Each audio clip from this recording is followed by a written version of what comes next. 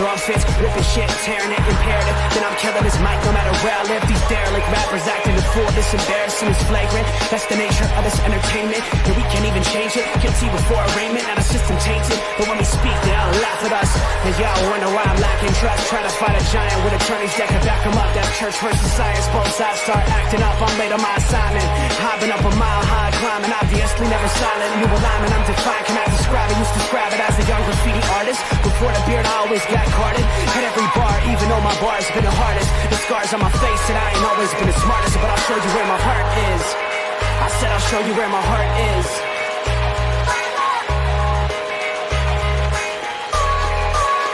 I can show you where my heart's at. See it on my sleeve. Even if the beat stops, my soul will not leave. If I never stood tall, nobody will ever see. I can show you where my heart's at. See it on my sleeve. I can show you where my heart's at. See it on my sleeve. Even if the beat stops, my soul will not leave. If I never stood tall, nobody will ever see. I can show you where my heart's at. See it on my sleeve. I can show you where the type of guy that would ride with the breeze. I'm higher than most people. I'm cold and icicle freeze. I'm liking to Mike Tyson. I'm a bison, a beast. I'm hot like Jamaica, like right by the beach. My pops is from a spot where they're fighting for peace. 8 years old, out there watching people fight in the streets. All these sirens only make the violence increase. Yeah, we're still not loving police. It's that bright young American, nice, dumb, arrogant. Tight on a mic, but he might need a therapist. Heart full of kerosene, head full of fairy tales. Said that you're my homie, you don't know me, but I know you very well. Roll back on some West Coast shit. This whole track is wetter than your dress code kiss. About to hit the track, running on some retro fit. I guess I'll lit, I guess I'll bitch, now let's go.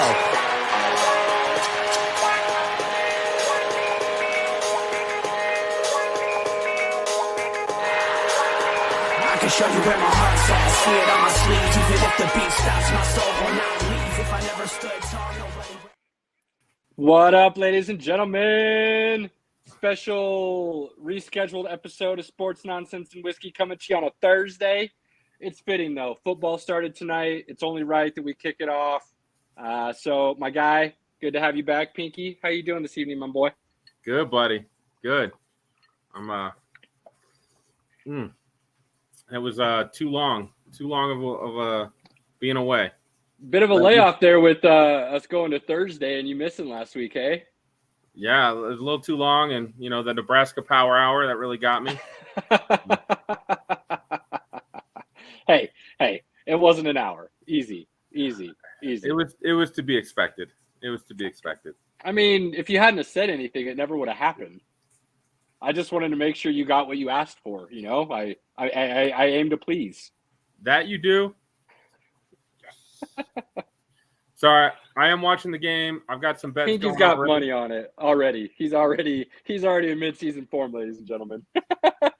Yeah, I put that in one of my group chats earlier, and my buddy was like, "Pinky, do you need the 1-800 number already?"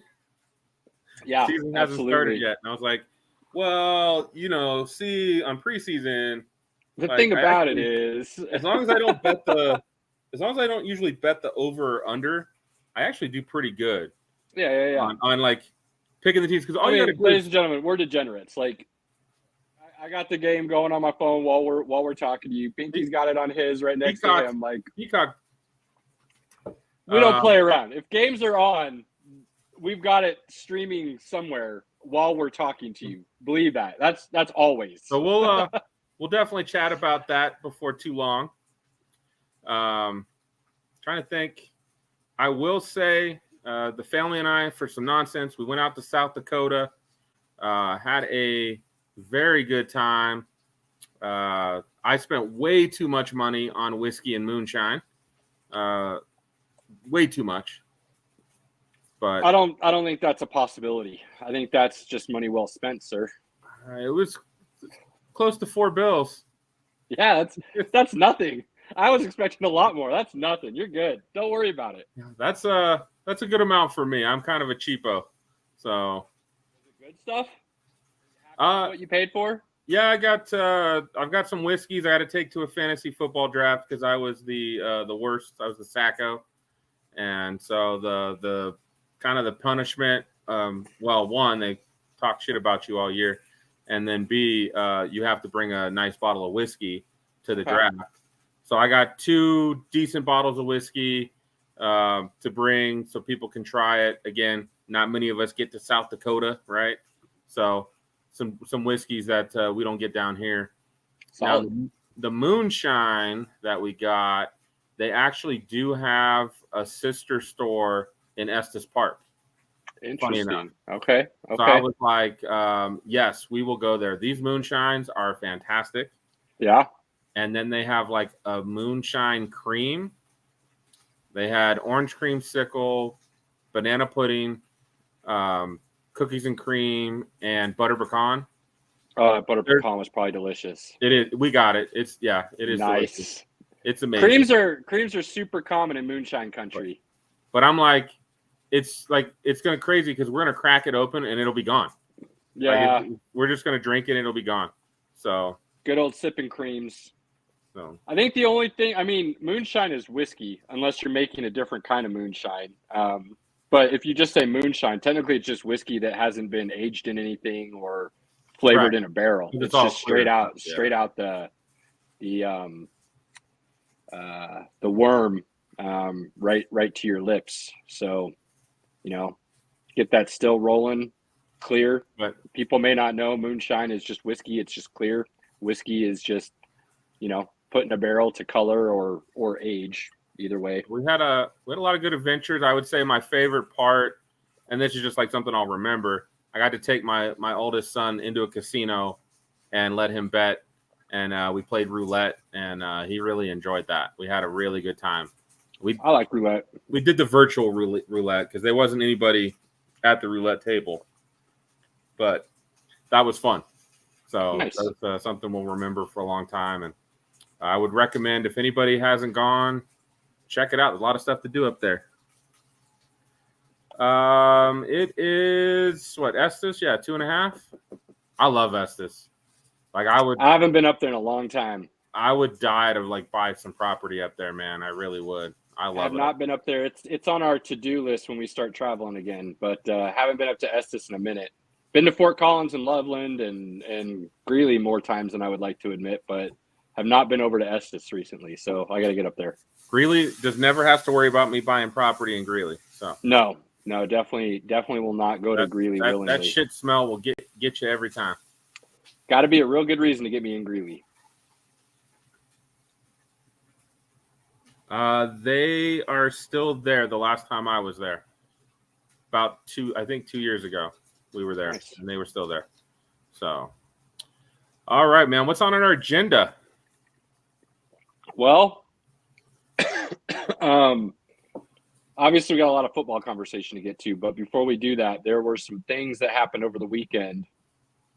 A little sweet science action, got to cover. My boy, Bud Crawford, had a fight against Earl Spence Jr., and I had to sit here and listen to a lot of people talk smack about Bud Crawford and talk to me about how Earl Spence was going to smoke him. And Nebraska stood up, boy. Nebraska stood up real strong. Bud Crawford put the whooping on him for 8 rounds. And I am convinced he didn't knock him out because he just wanted to straight punish him, which he absolutely did. There are some people saying, the cutting of the weight hurt Earl Spence. Maybe he's not the same since his car accident 2 years ago. There's a lot of things that could be true. That was the big excuse I saw out there. He's not the same since his car accident. There's a lot of things that could be true. I'm not going to deny any of that. What I will say, though, is props to Earl Spence because after the fight, he didn't make any excuses. He came out and said, Crawford was a better fighter. He put a whooping on me. Let's run it back in December. Now, if I'm Crawford, I don't want to run that back, but I've heard and read that it was part of the contract that he gets a rematch. I don't know if it has to be Crawford's next fight, but it is in the contract that he gets a rematch. So whether that holds true or not, we'll have to wait and see. But Crawford is now 40-0. It's something like 30 knockouts. He's the best pound-for-pound fighter in the world right now. And he's going after Floyd Money Mayweather's 50-0. And to do that, his next couple of fights are going to have to be against some key players within the weight divisions right where he's at or right above him. And we're going to see some really good fights coming up, I do believe. So keep an eye on that. But Bud Crawford is the pound for pound number one in the world right now by everybody's rankings. Which, hey man, make your money. That's how you're going to make the really big money, is the fights people want to see. Hell yeah. Give the people what they want and fight the best. I'm tired of boxers and boxing in general going the Tyson Fury route, which more props to him. If you can make $30 million and you can fight somebody you know you're going to smoke in Ngannou, go right ahead and do it. If the belts of the world are not going to require you to actually fight Usyk or somebody within the heavyweight division that can actually challenge you for your belts, and you can go do some basic, exhibition fight, make your money, man. I'm not going to be mad at you for that. I'm disappointed that you're ducking basically the prime candidates in your division to prove your stature. That's what I hate about boxing. They can go make their money doing these silly fights, or they can make their money doing fights that they might get their ass beat, and they avoid those ass beats a lot until somebody's out of their prime. Mayweather's notorious for it. I don't care what any Mayweather fan says. He ducked Pacquiao until Pacquiao was out of his prime, and then when they finally fought, Pacquiao fought him with a torn rotator cuff. And Mayweather fans talk about how he just beat down Pacquiao like it was some kind of brilliant display. That fight was trash, man. Way past both their primes. Pacquiao was fighting with one arm. Mayweather, I can't think of one fight where Mayweather actually fought somebody in their prime that was on the same level as him. So that's why Mayweather may not even be in my top 10 all time, regardless of his 50-0 record. I remember, I can't remember, I do remember whose house I was at, but it was at a buddy's place, and we were watching the Mayweather. Who's the other fighter? The Puerto Rican fighter. Marquez? No. Marquez, I don't know if he's Puerto Rican. De La Hoya. When he fought yeah. De La Hoya, when De La Hoya was like way out of his prime.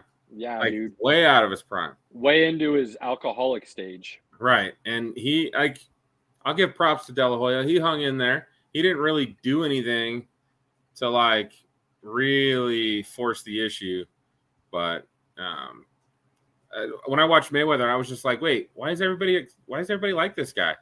This guy fights boring as hell. I'm good with the defensive style and the counterattack as long as you're fighting somebody who's worthy of fighting. And if you can win that way, I'm all for it.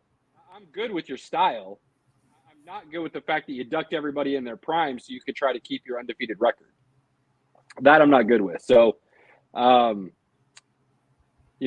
a lot of talk that Crawford right now would smoke Mayweather in his prime because he's just so fluent in the pugilism, that sweet science. And he's a thinker.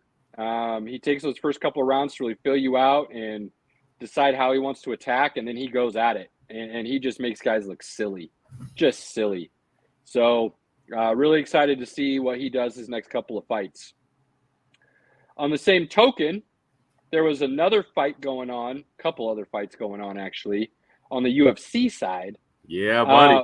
One of them was just absolutely trash that was built up and built up and built up, and it was just a boring fight, really. That would be Pereira and help me, Bushwick?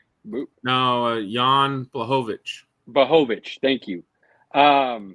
Boring fight. And Jan is claiming that he got robbed. Pereira shouldn't. I had Jan as the winner of that fight. I've seen that a lot. So why Pereira was deemed the winner is a little baffling. So there was one big issue with this fight. It's a co-main event, and it was only 3 rounds. A co-main event should be 5 rounds. I know. Whether it's a belt or not. There's a lot of things the UFC does that's a joke. Now, if it went more than 3 rounds, Pereira would have won the fight because Jan was done.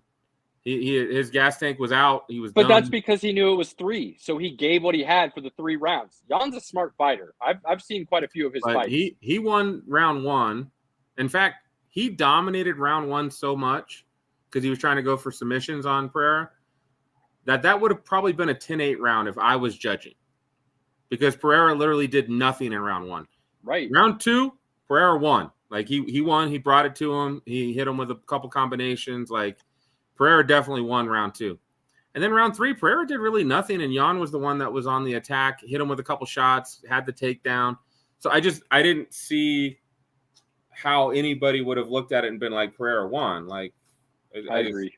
I don't get it. And I've talked to some other guys that their judging's a little bit different. Like I said, octagon control matters, takedowns do matter, attempting submissions matters to me. Landing one good shot should not win you a round. Like, you know what I mean? Like that, just because you landed one good strike doesn't mean you outfought that guy for 5 minutes. For 5 minutes. I'm tired of seeing that. Now, there was another fight, the other co-main event, where one good shot won somebody a BMF. Right. That was Poirier and Gaethje. We've seen this one good shot a few other times here, especially recently, where you come in and you fake that punch and you bring that kick straight up to the side of their head, and they're out cold. What's funny is, of course, Gaethje landed the kick. It wasn't as clean as the Usman one, but what's funny is Usman got knocked the hell out with that kick, and Gaethje used it to knock out Poirier. So he learned. Clayton's in the house. That's our guy. So yeah, that was vicious. Now I'm going to get old man on my lawn kind of thing here for a second, Pinky, because this is something I've always hated, and I don't understand why it's allowed, and I wish they would change it. Like I can't. It's my least favorite thing about mixed martial arts and boxing as a whole. It's my least favorite thing, even more than fighters ducking fights. Ready for this? This idea that you weigh in 24 hours before the fight, and then you have 24 hours to where you could put on as much weight as you possibly can or want to, I cannot stand. You should have to fight at the weight that you weighed in on. You should have to fight at the weight of the weight class that you're fighting in. Pereira jumped 22.5 pounds in 24 hours. That should not be allowed. Which makes it insane that, he fought Adesanya, who probably walks around at like 195. He probably doesn't have to cut very much for the fight. Pereira fought him at 185. He had to have been over 200 the next day. Like, that's a big difference. Well, he went from 205 to 225 or 227 or somewhere in there they're estimating. So if he put on that 22.5 to 25 pounds, 24 hours for that light heavyweight, imagine what he did for that middleweight fight with Adesanya. Right. He probably put on at least 20. So you're going from 185 to 205, 210. That's stupid. It's ridiculous. Well, I mean, it just comes back to, one of the fights got called off because the guy missed weight, and like if a guy can't hit the weight, he shouldn't be in that weight class. He signed the contract to fight at that weight. That's how they run it. But I'm tired of seeing it. I know it's not going to change. If I had to say, though, it would be changed tomorrow. You fight at the weight you weigh in. If we really want to be serious about it, you weigh an hour before the fight. Not 24 hours. We're going to weigh you in an hour before the fight. And if you're within weight, let's do this. Let's go. But you should have to fight at the weight of the class you're fighting for. It makes no sense to allow guys to put on that much weight 24 hours before the fight, 24 hours after the weigh-in, so that they can bulk up before the fight. That defeats the whole purpose of even weighing in. What's the point? Well, you're not even discussing the issues these guys have to, like, literally dehydrate themselves, and a lot of them do really hurt themselves physically to get down to that weight, which could only hurt their performance if they don't really get back to their peak performance physically before the fight. That happens a lot. Oh man, I remember Daniel Cormier talking about one of his last fights and like how hard he had to work to get down to the weight he needed to be at, to then like it zapped him for the fight. because he was still Yeah, trying. Cormier should have never been fighting light heavy. Like, there's no way he should have ever been fighting light heavy. But it's ridiculous. I mean, people were talking that was part of Earl Spence's problem, which blows my mind because they fought at 145, I believe, and the next weight class up is 154, which is his normal weight class. So they're acting like the dude had to drop 30 pounds. We're talking 9 pounds, dude. 9. You have issues dropping 9 pounds and then getting your water weight and energy back up in 24 hours. There's a lot more issues with you than just cutting weight. Like, let's be honest here. But yeah, the Earl Spence talk and then what I saw from Pereira, it just brought that whole conversation back to the forefront of my mind. And it's just always something that has just driven me nuts. Now, we got to talk about Derek Lewis. I think no matter if he wins or loses, I am always entertained by a Derek Lewis fight. Hell yeah. The stuff that comes out of that dude's mouth after a fight. When he basically bull rushed You think his wife opponent. was cool? You think his wife was cool after those comments? Yeah, absolutely. I know, but I'm just saying, like, Press- she's sitting there watching that, and he's all, oh, I'm going to get me some tonight, boy. That's not what he said. He was like, I'm going to be up in them guts. I was trying to clean it up for our audience, Pinky. Thank you. No, kids aren't watching this. That's fine. Yeah, that's exactly what he said. It was like, whoa. But him taking off his shorts, immediately doing the suck it degeneration, but his bull rush, like, I remember the last guy I remember watching do that on a regular basis was Brock Lesnar, which, again, when you were that much larger than your opponent, and he wasn't that much bigger than the guy he was fighting this time around, but he caught the guy off guard by basically just going right at him. And keep in mind, though, like, as far as I know, Derek Lewis isn't a national champion, 2-time over wrestling champion, collegiate champion. Brock Lesnar had a reason for doing that, But he hit that dude with a knee. I was like, holy crap. That there's no way that dude went into that fight going, he's going to bum rush me and throw a knee at me. No, definitely not. There's no way that ever happened. But here's the thing. People need to stop underestimating the athleticism of the big boy. Because big boys sometimes a lot more athletic than the little dudes. Just don't expect it. What is it, Makai? Is it Makai Becton that's doing the jump out of the pool? That's Tristan Wirfs. Tristan Wirfs, thank you. Tristan Wirfs. He's in 3.5 feet of water, and he's jumping straight out of the pool onto the deck. That's absurd. That's a level of athleticism that most people will never understand. Well, they showed DeJuan Jones playing basketball, and that dude's like 6'8", like 340. He's like a gigantic man, but you can see that guy's got feet. So he could probably do some crazy stuff.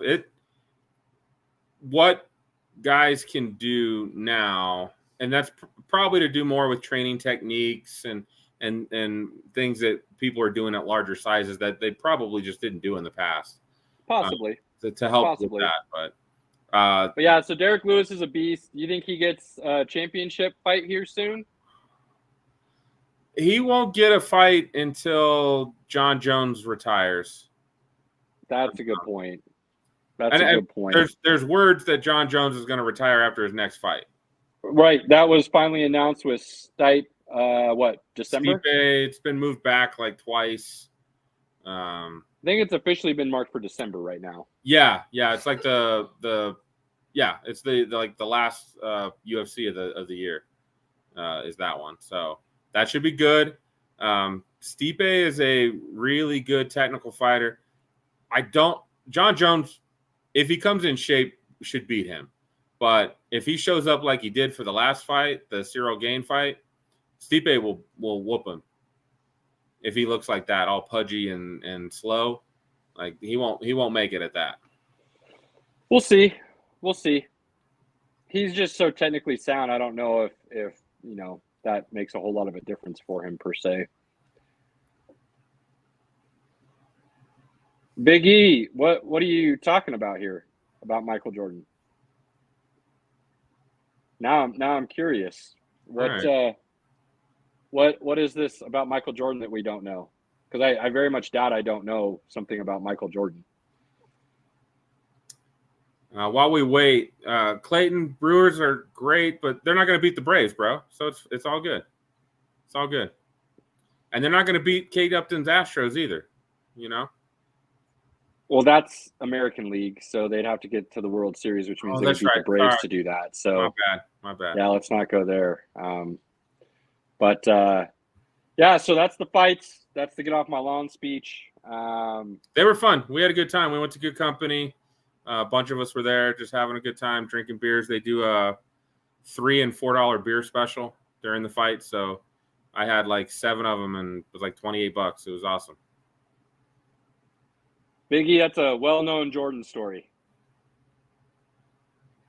Jordan story that he did that. It's part of the reason everybody knows how athletic he truly is. That and going and playing baseball for a couple years and then just being the most dominant basketball player in the history. So there's a lot of Jordan stories like that. A lot of Jordan stories. Oh, look at Clayton having some success. Good for you, my man. Proud of you. Yeah, Clayton's doing work. We cheers to him, but not cheers to him because we, you know. I mean, we can drink for him. It's fine. Right. I got you, buddy. Right here. I'm not sure if that's kosher or not, but he supports the show and we support his sobriety because that's if that's what's best for you, man, we're always going to support you. So it's a cool thing. So the fights happened this weekend. What else did we want to talk about? I feel like there was something else before we got into football. I mean, I guess the women's national team moved on to the elimination round in knockout round. Physical. Let's use the correct terminology. Sorry, knockout round, whatever. But they definitely didn't look great doing it. Besides that first game. Yeah. They didn't even look great the first game. They looked terrible the first game. They just played an inferior opponent, and they got lucky. That should have been a 7-0 game. Then they go out and hang 2 draws. The second game against the Netherlands, they lost that game. They just got one good set piece. And Haran went up and put that in the back of the net, which was a beautiful header. Oh, my God, that was a beautiful header. But, they're not looking good. And they better turn it on real quick. They got a decent draw for the knockout round, but they're not the favorites anymore. So put it that way. Right. 16 teams left, they're no longer the favorites. England and Spain, by the betting odds, are the favorites now. So Conor Marjorie, I don't know who that is. Conor McGregor. Let's be smarter than the misprint. Does Conor McGregor ever return? Hell no. I wish he would, but no. I think Conor's doing everything right now for his brand, helping sell some extra dollars on the side. I don't believe Conor ever fights again. Pinky? I mean, he just did the Ultimate Fighter. There's no reason for him to even do that if he's not trying to fight. Yeah, but he's already trying to pick a different opponent than the coach of the other team. Right. Which is who you're supposed to fight if you're going to do the Ultimate Fighter. My biggest issue with Conor, I just don't think he's got the drive anymore. And he doesn't need to. He's got 700 million or whatever. I mean, I love Conor. Conor's one of my favorite fighters of all time, Clayton. I'm a huge Conor dude. I'm a big Conor guy, but he lost that spark after the Mayweather fight. He is a better fighter than the Eagle. I will forever believe that. I think the Eagle is incredibly overrated, in my personal opinion. Who's 9 total fight, Nurmagomedov. I always butcher his name. I thought he was more like the bear. But... I thought he was called the Eagle. Well, he wrestled a bear, supposedly, or whatever, but... Whatever. I think he's crazy overrated. Crazy overrated. I don't think he ever really fought anybody other than McGregor, personally. I think Conor is the much better fighter. So he just came in unprepared, plain and simple. The thing with Khabib, though, is Khabib at that weight is such a better wrestler than anybody that he faced. That if he was a pretty damn good striker. He wasn't as good as striker as Connor or He was Gaethje average. or Poirier. He's an average striker. He could hold his own striking. But No, his idea was not against a striker. Not against a striker, he couldn't. But he never really fought a striker, a true striker. He beat everybody they put in front of him. Okay, fine. But it was 9 fights, and people are putting him in their top 10. Like, dude's not that good. That's me. I think he's wildly overrated. Mm-hmm. Connor's done, I believe, which bums me out really bad because there's not a super talented fighter that also can back up his talk and talk the way Connor did any longer in the UFC. There's not a lot of draws in the UFC anymore. Jones is it, but he might fight one more time and then he's done. He fights once every 3 years kind of thing. I mean, I really like doesn't- watching Volkanovski fight. I like Volkanovski, but they're not giving him the fights that he should have, unfortunately. And I don't understand why. So we'll see. Coming back to Big E real quick. Big E, I bet you money LeBron runs a sub 4-4. I don't know if it's quite a 4-3-4, but I bet you money LeBron runs a sub 4-4. Let's not. You don't run that no more. Well, you know, I was praying that on that strike he went and did some tight end for the Dallas Cowboys, because while I'm not a LeBron guy, I respect the greatness, and I have no doubt in my mind he could have easily stepped in to the NFL without any warm up and gone for 600 yards and 15 touchdowns. Easy. 6'8", who's going to stop him in the red zone? 40% vert, like that would have been over. The Cowboys might have won the championship just on his sole red zone capability. And to deny otherwise would be foolish. The athleticism on LeBron. Hold on. That doesn't mean he could take a hit, though. I'm going to guess he played high school ball. The dude can take a hit. He was all state in Ohio. You're talking about getting hit with dudes that are way smaller than you in Ohio versus men who are twice your size. 6'8", 270. I think he would have been just fine. I'm not saying he couldn't have handled it. I'm just saying, like, we don't know because you get hit, man. It's different. Football is different. Yeah, but again, like you could just specialize him. Hey, we're at the 30 and in, and then we're just going to toss it up to you in the end. And I guarantee you, especially NFL guys, like they would have made it a thing to headhunt on LeBron. That's fine. Then they would have been fined, suspended. Like guys would have stopped because it would have started affecting their pockets, man. It might have happened once or twice, but I don't think it would have been anything too severe for him. There's ways to hit him legally. I think he would have been fine, honestly. And anything inside the 30 you throw. People thought Moss could go up and get the ball. Imagine LeBron James. Seriously. You would have either had to foul him or he would have caught it. Those were your only two options. Nobody's defending him. If we're being honest. My bet is not looking good anymore.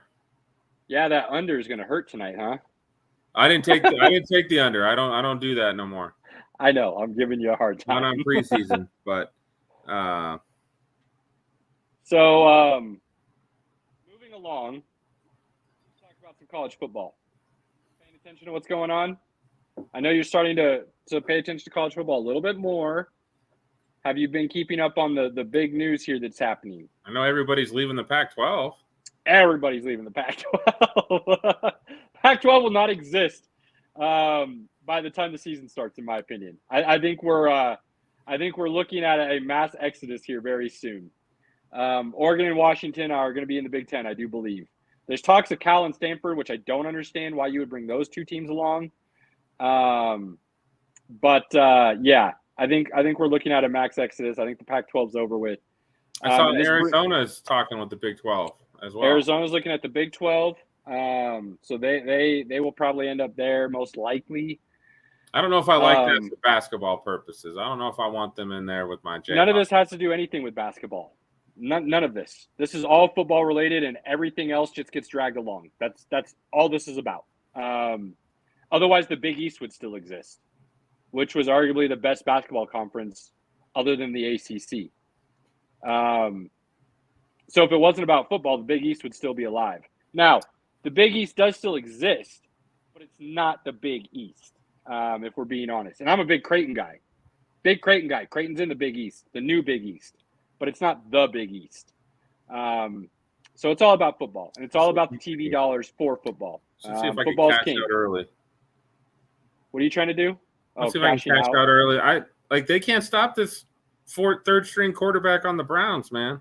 Yeah, well, you know who that is? That's Dorian something Thompson from UCLA. Where do you play? Yeah, that's right. UCLA. He was pretty good. So here's my thought, and I've mentioned this before, and I've said it's going to happen, and people laughed at me. I'm going to say it again, and people are going to have to start taking this seriously. There's going to be 2 super conferences, is what everybody calls now. It's going to be the Big Ten and the SEC. That's what this is going towards right now.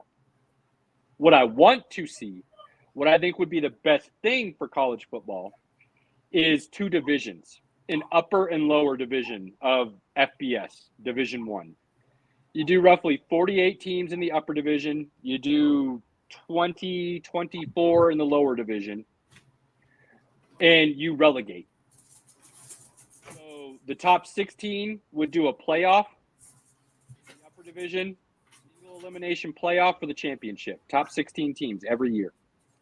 The bottom 8 teams in the upper division, roughly. Now keep in mind, this is just kind of the bones. I don't have it quite all ironed out yet. But this is just kind of my initial feeling. The bottom 8 teams in the upper division would play in a playoff against the top 8 teams in the lower division. Double elimination tournament. The bottom 8 teams from that tournament are in the lower division. So those upper division teams have a possibility of being relegated, moved down to that lower division. The top 8 teams in the tournament move up. The bottom 8 teams move down, or they stay where they were. The person that wins that lower tier tournament gets a pass tournament next year and not be relegated. So they get a 1-year bye of being in the upper division because they won the tournament the year before. What do you think? I mean, that's years off because that's. I didn't ask if it's years off. I asked how you think the idea is. Do you like it? Would you want to see that? Oh, man. Oh, no. This is why Clayton's allowed to be here. You go back on vacation. I'll rock this by myself from now on. Our last guest called this a Broncos show. Cam, we love you, but come on, boy. Come on. He's going to pop in right now for a couple seconds and just go at it. Because that's what Cam does. You don't like it? You don't like the idea? I don't know. I think it would be fun. I don't know how to fix everything with there's so many things wrong with the NCAA in general. What don't you like about the idea? Let's start there. I just don't think they would ever go for it. Like, it's not a bad idea. That's not the question. It's not a bad idea. It's just like, I don't know. It's like talking about something that'll never happen. There's a good possibility something like that's going to happen. You're not going to keep 2 super conferences for very long. That just doesn't work. That's not going to – there's no way that lasts. There just isn't. The cream is going to rise to the top, and guys are going to get bumped down. Like, 2 super conferences doesn't make any sense long term. That's just where it's headed right now. Long term, though, it doesn't make any sense. Right.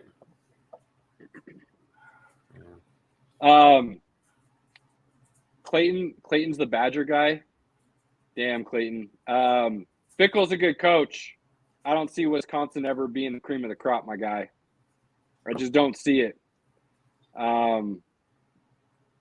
It'll be interesting to see what Fickle does this year with that team and then going forward. It's going to sound homer, and I don't really care, but there's a lot of talk about Nebraska on the rise right now as well with Rule. He's a program builder, and he's got a top 20 recruiting class this year, Pinky. So I'm not just like talking to talk. I'm not saying they're going to be good this year by any means.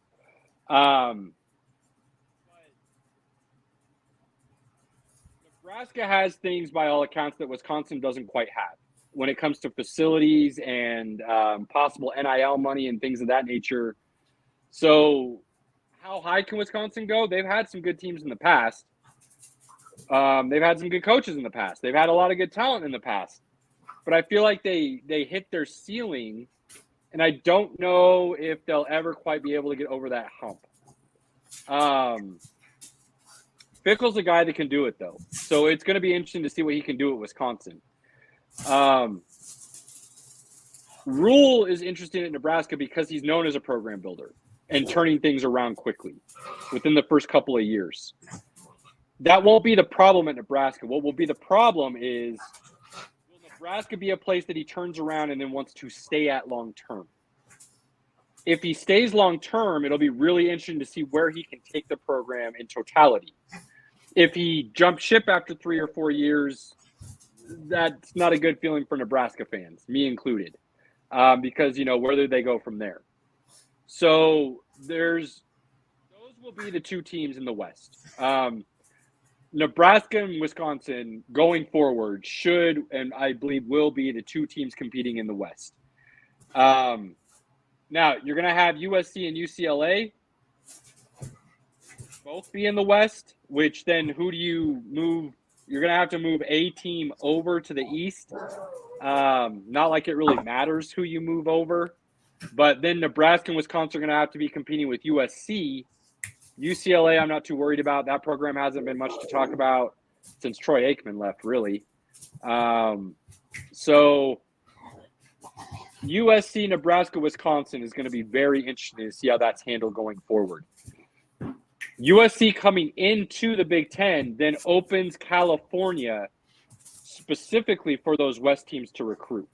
Right. Ohio State, Michigan could still possibly poach some of those guys, but Nebraska is going to be in a prime position as well as Wisconsin to get those West Coast recruits in California. So it's going to be interesting to see how those three compete for those recruits along with the rest of the nation. But that's where that's headed. And that's going to make the West finally a competitive division for the Big Ten, because really it's been the East dominating with Michigan, Ohio State, and Penn State for the last 15 years plus. So the next 3 or 4 years are going to be really interesting to see how Fickle does at Wisconsin, how Rule does with Nebraska, and then Lincoln Riley out at USC and what they can do.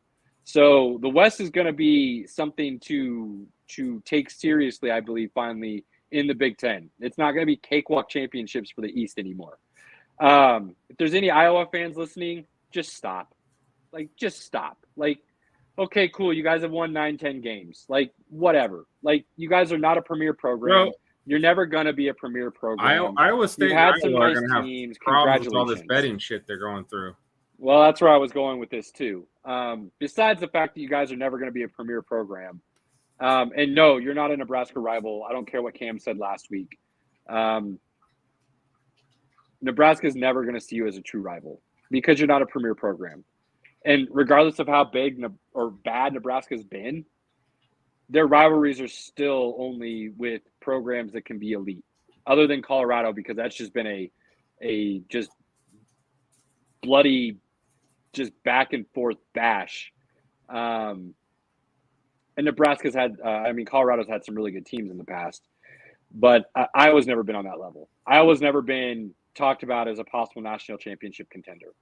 That's why you'll never be a Nebraska rival. Oklahoma, Colorado, Florida State, Miami. Those 4 teams. Put them in any order. And that's because those 4 teams people will still always talk about as a potential to be on the national championship level. Iowa's never been talked about that way. Ever. And I don't care that you guys have some national championships in the past. Some guy the other day on social media told me they've got 5. Same number as Nebraska. No. They're not the same, buddy. 4 of them were in the 30s. The last one was 1958. And the 1958 is actually the only one that the NCAA recognizes as a national championship. So Iowa, cool your boats. You're not going to be competitive in the West. Minnesota's got their own issues with PJ Fleck and talks of an abusive program, a demeaning program. PJ Fleck keeps his job much longer, I'll be surprised. But Minnesota's reached their peak as well. So it's those three teams. It's going to be Luke Fickell in Wisconsin. It's going to be Matt Rule in Nebraska, and it's going to be Lincoln Riley in USC. Now for the Iowa conversation in this betting. How dumb are these guys, Pinky? Because that's literally the only thing I can say about this is you are stupid as shit. What in your right mind makes you think you can use a fake name and get away with it when this is federal? This isn't like your local YMCA pool. This is federal shit that you're messing with, and you think you're going to get away with a fake name? One dude was using his mom's account. I know. Look, let's be honest.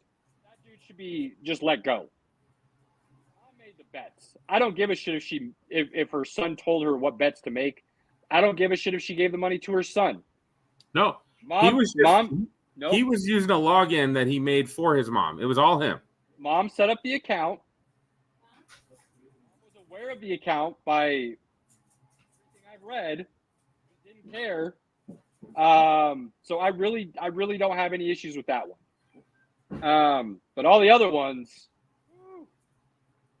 there are some problems. I mean, most of them are problems. Again, you don't bet on your team, and for the most part, you just don't bet on your sport. Like that's it. Here's the problem. Pete Rose apparently needs to go on a national speaking tour and let this youth know who he is. Because apparently the youth, these millennials, have forgotten or do not know the name Pete Rose. Because if they did, they would not have done these stupid-ass things. It's that simple.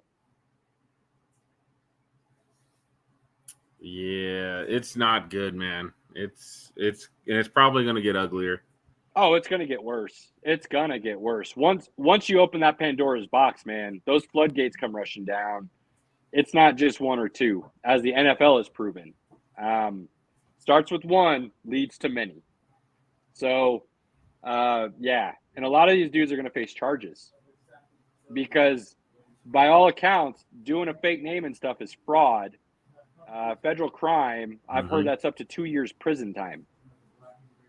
Now, a lot of them will plea out probably, but they'll make an example out of a couple of them. I'll guarantee you that. Oh, absolutely. And here's the crazy thing. The NCAA, which I actually love this rule, it's cut and dry. You bet on the sport, half-game suspension. You bet on your own team, loss of eligibility. There are no gray areas. There is no review. It is cut and dry. You're either gone for half a season for betting on the sport, or your eligibility is permanently lost if you bet on your team. So these guys aren't just facing charges. They're never playing again. Right. And so any thoughts they had of playing at the next level, even practice squad and collecting those checks, will never happen. Which is why, even more so, these guys are dumb as rocks. And that's me saying it as nicely as I possibly can. You have no intelligence because you gave up $50,000 on a practice squad easy for a couple $1,000s of bets. Like, dude. Practice squad's more than that. Practice squad's like close to $100. I'm just saying, at a minimum, 150. So, stupid. Just stupid. And it's always, and again, I understand the allure. I love sports betting, obviously. I understand the allure of it. But it's been out there for years. You don't bet on your team and you don't bet on your sport. Like that's. And I get it. It's an addiction like anything else. You can just become addicted to it. But damn, man. Damn. Should have picked a different addiction, bro. Right. I should have picked a different addiction. And after they suspended the Broncos player, who was, again, a guy from Iowa State. And Iowa. Was he from Iowa? Iowa. I thought he was Iowa State. Not like it really matters. He's one of them. But there's more cases coming out of Iowa State than Iowa at the moment. So it would make sense. I thought he was Iowa though. I'm pretty sure he's really Iowa. what led to Iowa coming into the fold. But this guy has he bet on the Broncos, and he bet on like player parlays of his teammates as well. Props. He was betting props. Player props. He wasn't just betting on his team to win or lose. He was betting on player props. Like, god damn, how stupid can you be? Uzurike. And which, I mean, there's tons of things about him now, but I'm like, what school did he go to? There we are. Yoma Uzurike.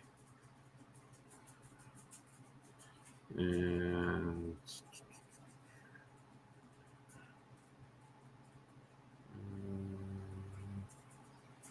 why can I not find this stuff? Just go to his wiki. I'm trying, man. Like, it's hard to spell his name. His name is not hard. First things that pop up. Iowa State. Okay, all right, whatever. I mean, it's Iowa. But that matches up because that's the team that's got most of these cases right now. It does, but I thought he was the first one that came out from Iowa. Right. That's why I was thinking. But regardless, we don't do a lot of Broncos talk, but I'll do some Broncos talk for you. Clayton, you don't want me to talk Broncos. I'm the yin to Caleb's yang. I'm just realistic about the situation. Call me whatever you want. I would not put a bet on the Broncos making the playoffs. Well, see, that's where we might differ. But there's a lot of teams in the AFC right now that I don't know if I would put a bet on them to make the playoffs because it's so contested. It's deep. It's super deep. Super deep. We're talking the Ravens should be better. The Steelers, maybe Kenny Pickett gets better. I don't know if he's got that much more. Like, I don't think he can. He'll be better this year. But they still played well down the stretch. Kenny Pickett plays better than Mac Jones this year. I don't know, man. Bill O'Brien's pretty good OC. I think Bill O'Brien's a great OC. I think he'll get some good play. Mac Jones' ceiling is his rookie year. Well, I agree with that, but I think Bill O'Brien will get some good stuff going that like he can do. And Kenny Pickett also has more weapons. Ish. He has more weapons. You want to call Ramondre Stevenson and Najee Harris equal? I'm good with that. Deontay Johnson,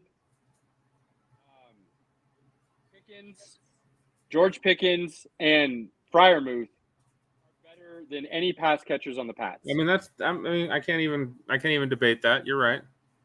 But cheers, my guy. Cheers. But you're talking those guys will be better. If you want to talk worthless camp stories and guys who shine in underwear, there are 5 or 6 other shows on this network that will talk about that ad nauseum. Not something we do. It's just not. That's filler. Camp talk is filler. Camp talk doesn't mean a lot. Go watch Hard Knocks for your stories. We don't do a lot of camp talk. It just there's no point. We'll talk once the 53-man roster is set. And then we'll start discussing. We might start talking the last week of the preseason because we'll have an idea of, kind of who should come, who should go. But we'll do that with all 32 teams. We're Broncos fans. We don't hide our allegiance, but we are NFL fans. And we like to discuss the league as a whole, not just spend hours zoning in on one team. But we do get a little Bronco heavy from time to time because we're homers and we can't help it. But we're not big training camp guys. But getting back to that, I think there's just so many good teams. It's going to be tough. The Chargers are going to be tough. The Broncos will be tough. Ravens, Bengals, Steelers, Dolphins, Jets. You can't count the Patriots out, even though they shouldn't really be that good. But Bill Belichick does things right. They're the worst team in their division. Right. I mean, thankfully, the AFC South has pretty much Tennessee and Jacksonville at the moment. The other teams will get better, but those are the 2 teams. So it's just stacked, man. Buffalo, Miami, Jets, the Chiefs. I mean, I looked at the Broncos schedule. There's some games in there they can definitely win. There's some games. Oh, you're already going nice there? people. We haven't gotten together yet, and you're already going there? I'm just saying I see some ways they can get to what they need to make the playoffs, but I definitely wouldn't bet on it. Weird shit happens, man. So that's my take. And I'm the most positive Bronco fans, and you're the my version of the Huskers for the Broncos. That's what you are. Let's just be honest about it. All right, you give me shit about my Huskers optimism. That is you with the Broncos. Your Huskers optimism's pretty intense. All right, gonna try some wood barrel whiskey from I can't remember the name of the company. It's peanut butter flavored. Calamity Jane on the bottle. Is it peanut butter flavored or is it peanut butter flavored? It says it's peanut butter flavored. You haven't even tried it? You bought it without even trying it?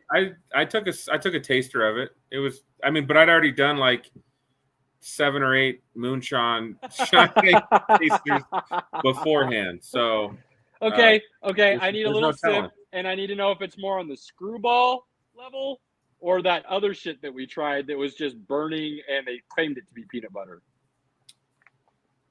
This one's or is it a nice blend? This one's got a little bit of a burn on the back end. It does taste the peanut butter up front. It's pretty smooth. It's pretty smooth. All right. Cheers, Clayton. We don't care. We've always said this. We don't care what you cheers to. Get your apple juice, get your Gatorade, just have a drink with us and talk some sports. Is that actual coffee or decaf, Clayton? I hope it's actual.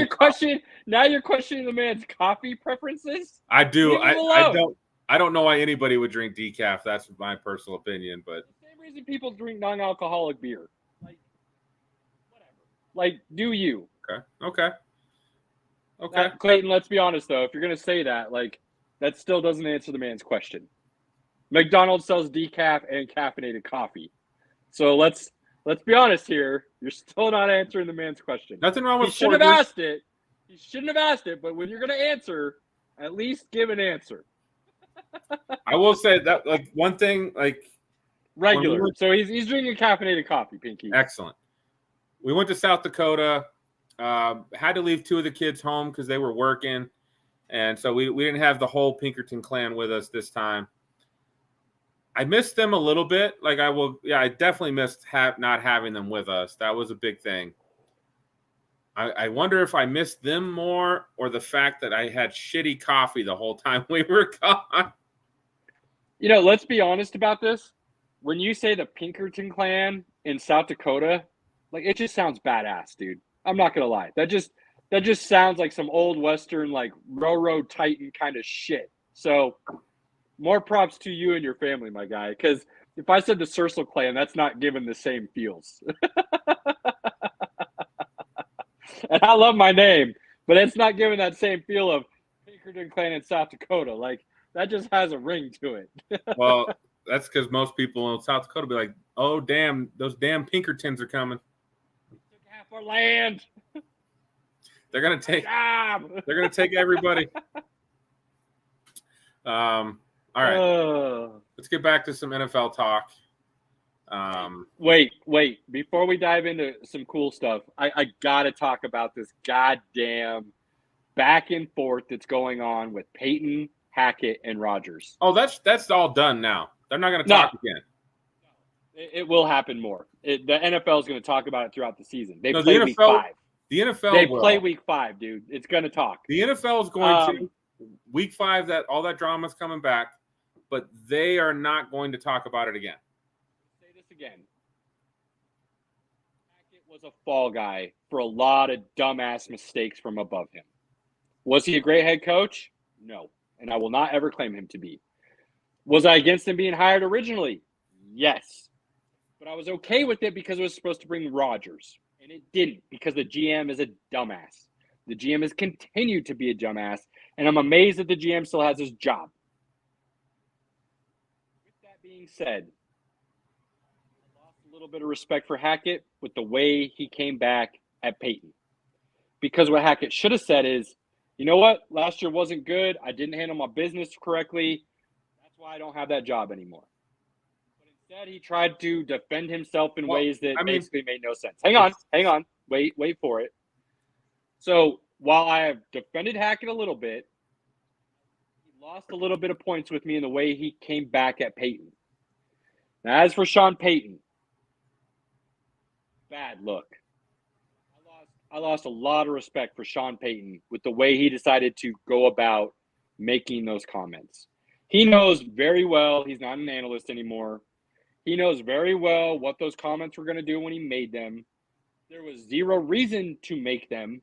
And the only reason I believe he made them was because it gives him ammo to say, I defended Russ.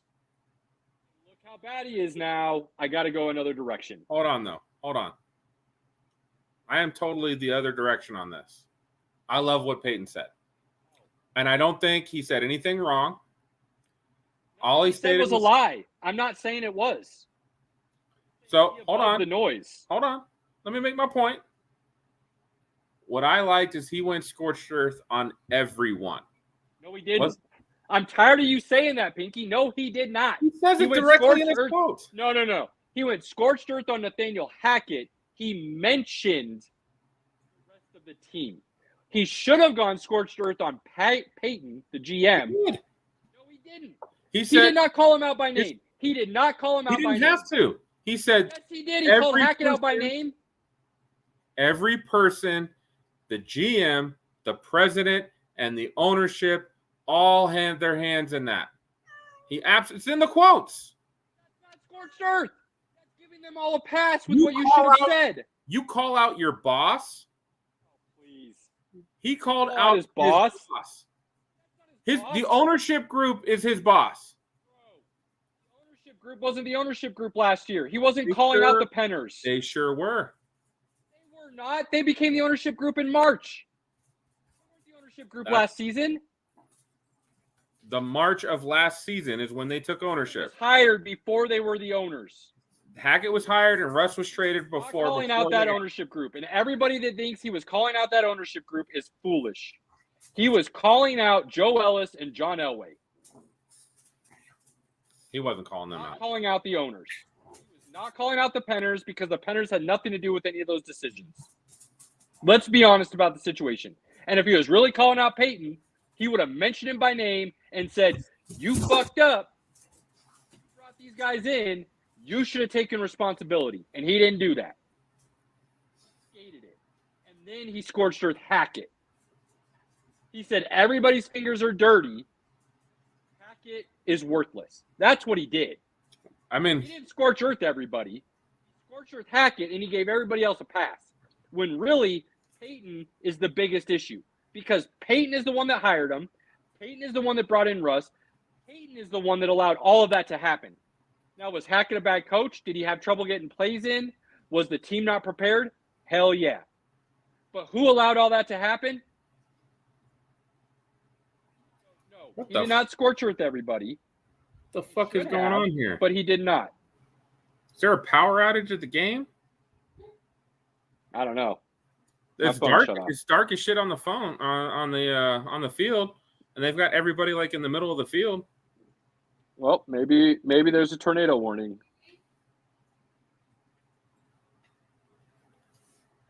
Who knows? I would love that. That means the Jets won. Let's go. They probably something's going on. They're going to cancel the game probably. Oh, there's still a whole quarter left. I don't know what they're going to do. That'll be interesting. But no.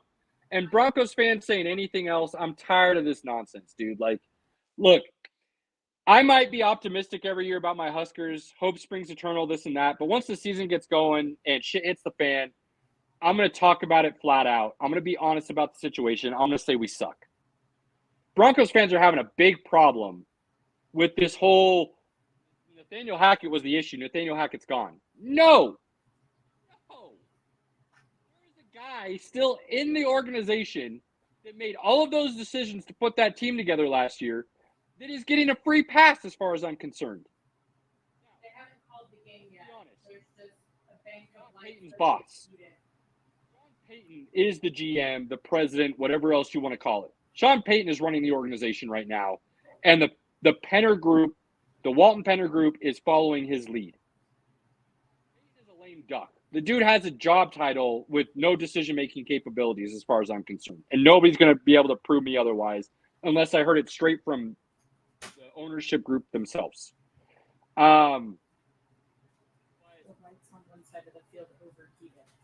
He's the one that decided to bring Hackett in the first place. And that wasn't a good hire. Nobody else was trying to hire him. Anybody last year said this isn't going to be a good look. I called it the very first game of the season. You guys told me I was a dumbass and to shut my mouth. Hold on. We said you got to give the guy a couple games, and then he proved shortly after that, yes, he had no idea what he was doing. You don't need a couple games when you see just terrible decision-making. Like, that shit doesn't change. Your play calling philosophy doesn't change. The other thing that was proven is Aaron Rodgers is the OC. It just helps him put a playbook together.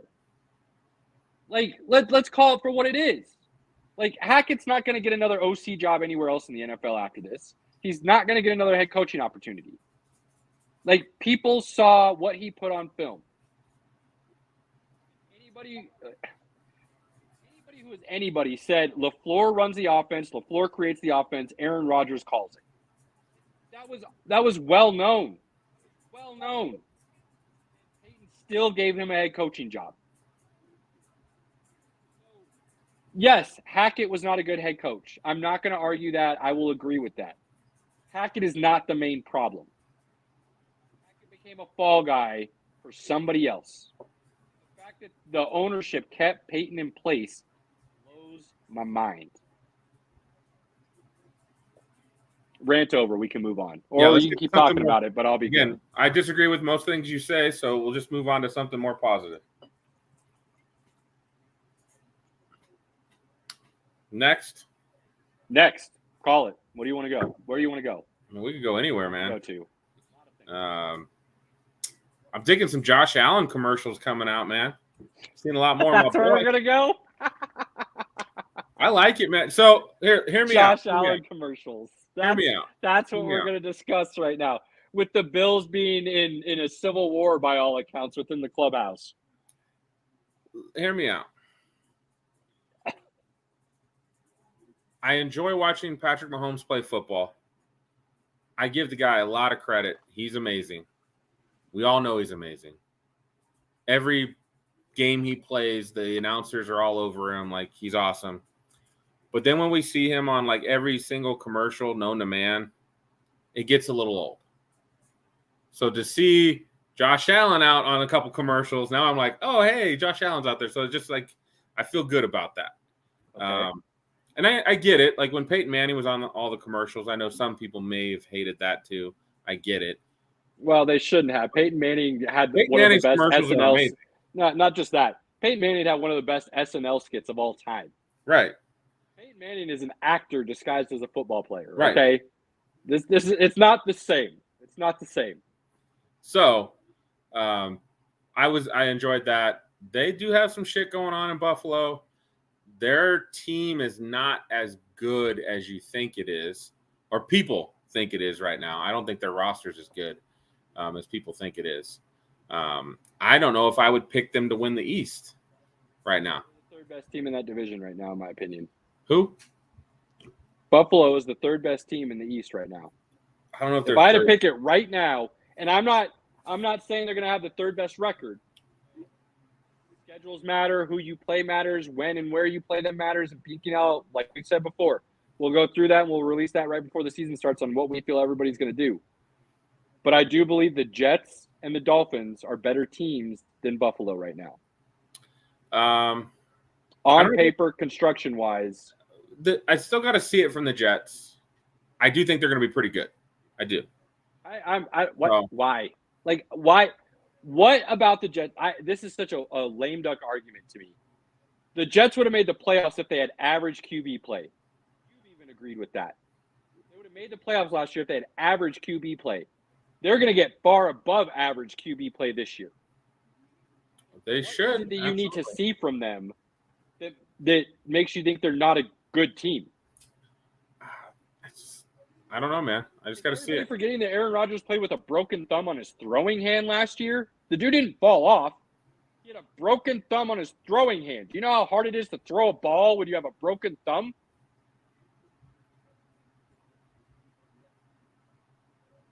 I'm not sold on a lot of their guys. Garrett Wilson's awesome. The rest of the guys are just eh.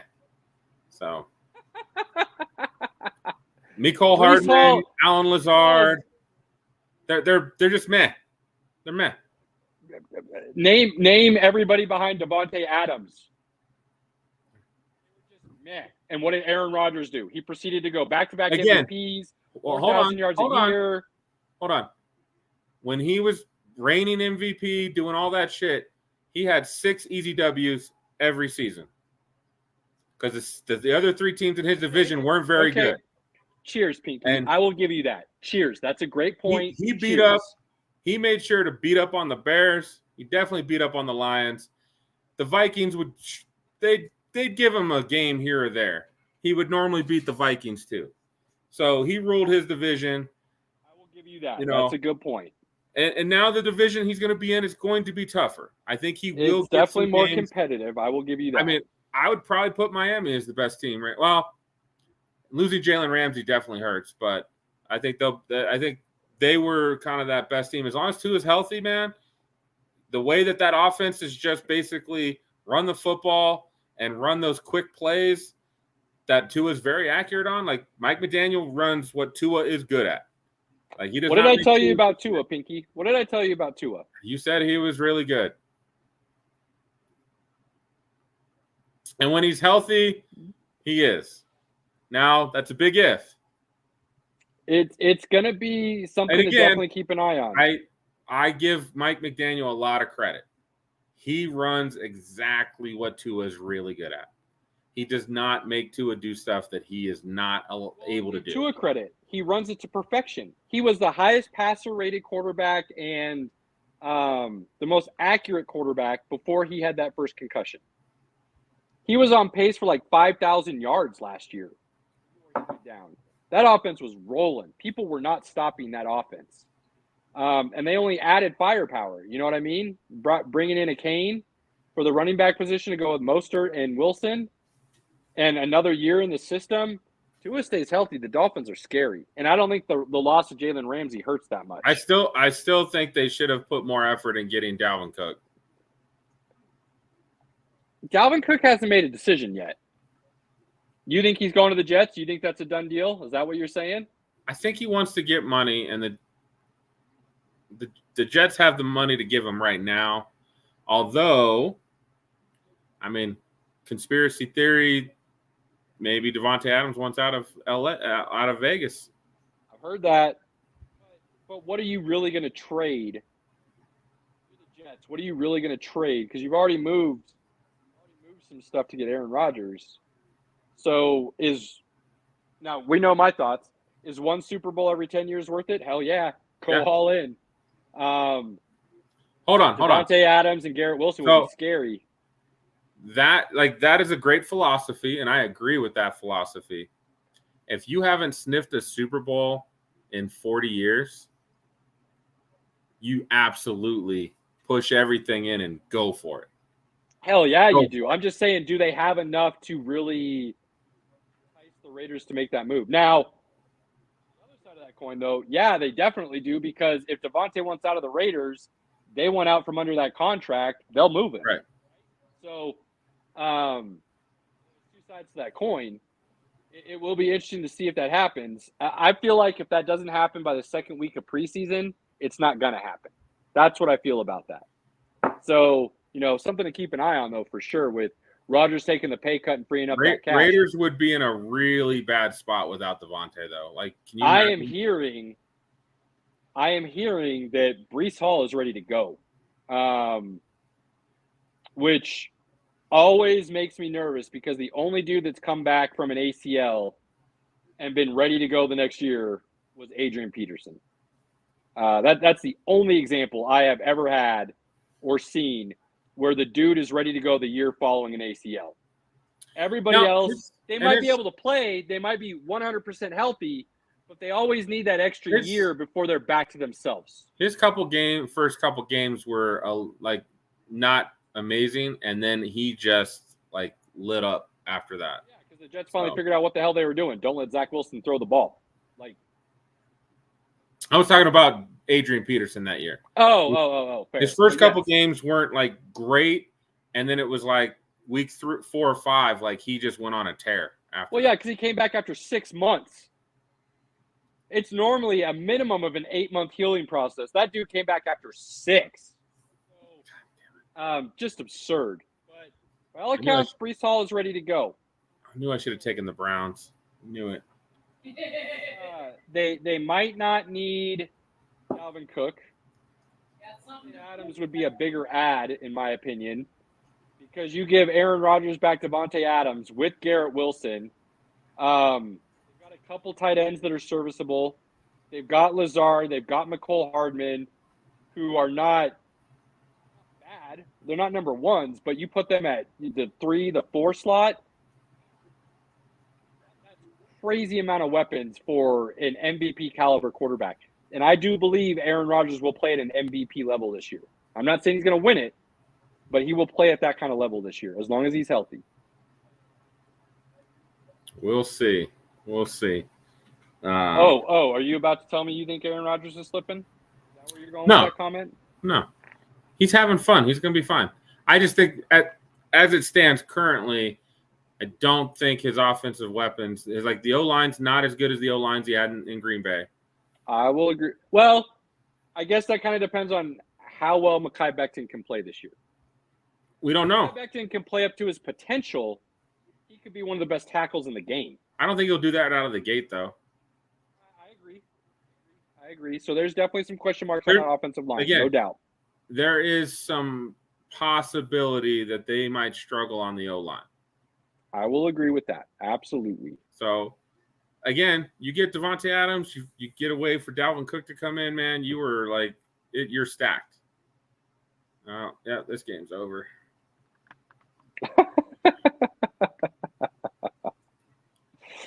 Oh, Pinky. Look, betting the regular season NFL is a big enough crapshoot. Betting preseason is just worthless. I know. And I thought about it, and I was just like, I felt like Zach Wilson would have done more. He didn't.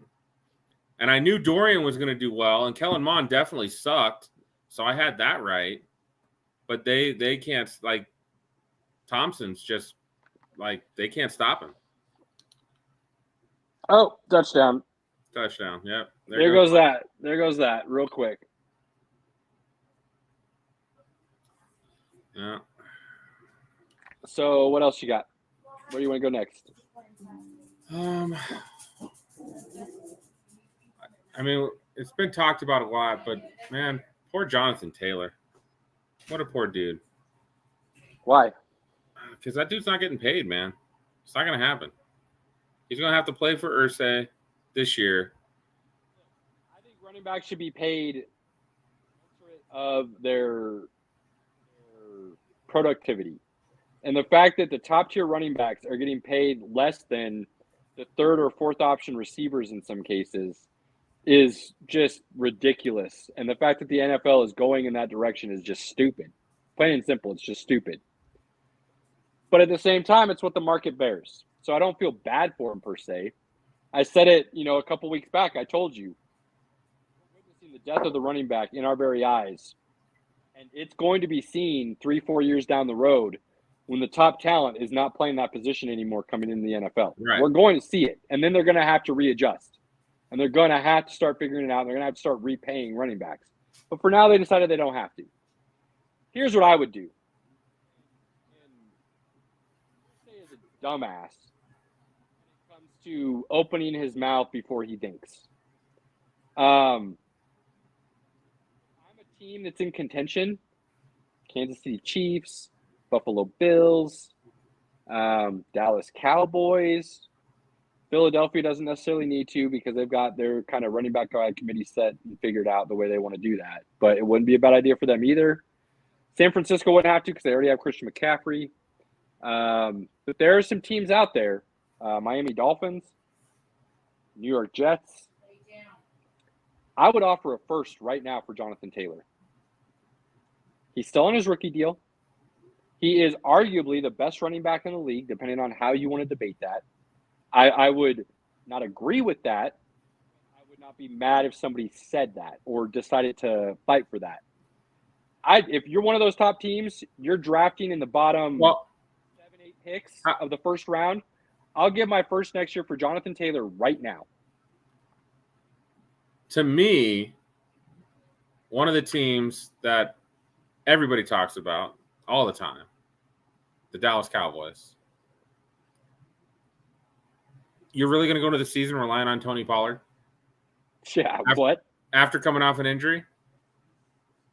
When your head coach is literally threw the previous OC under the bus and said, we need to run the ball more, you're going to go into the season with Tony Pollard, and Ronald Jones already got suspended for 2 games. 2 games.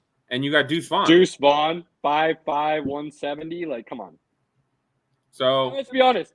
They're not going to run the ball more than they did last year. McCarthy's going to call plays that don't make as much sense as what Kellen Moore did.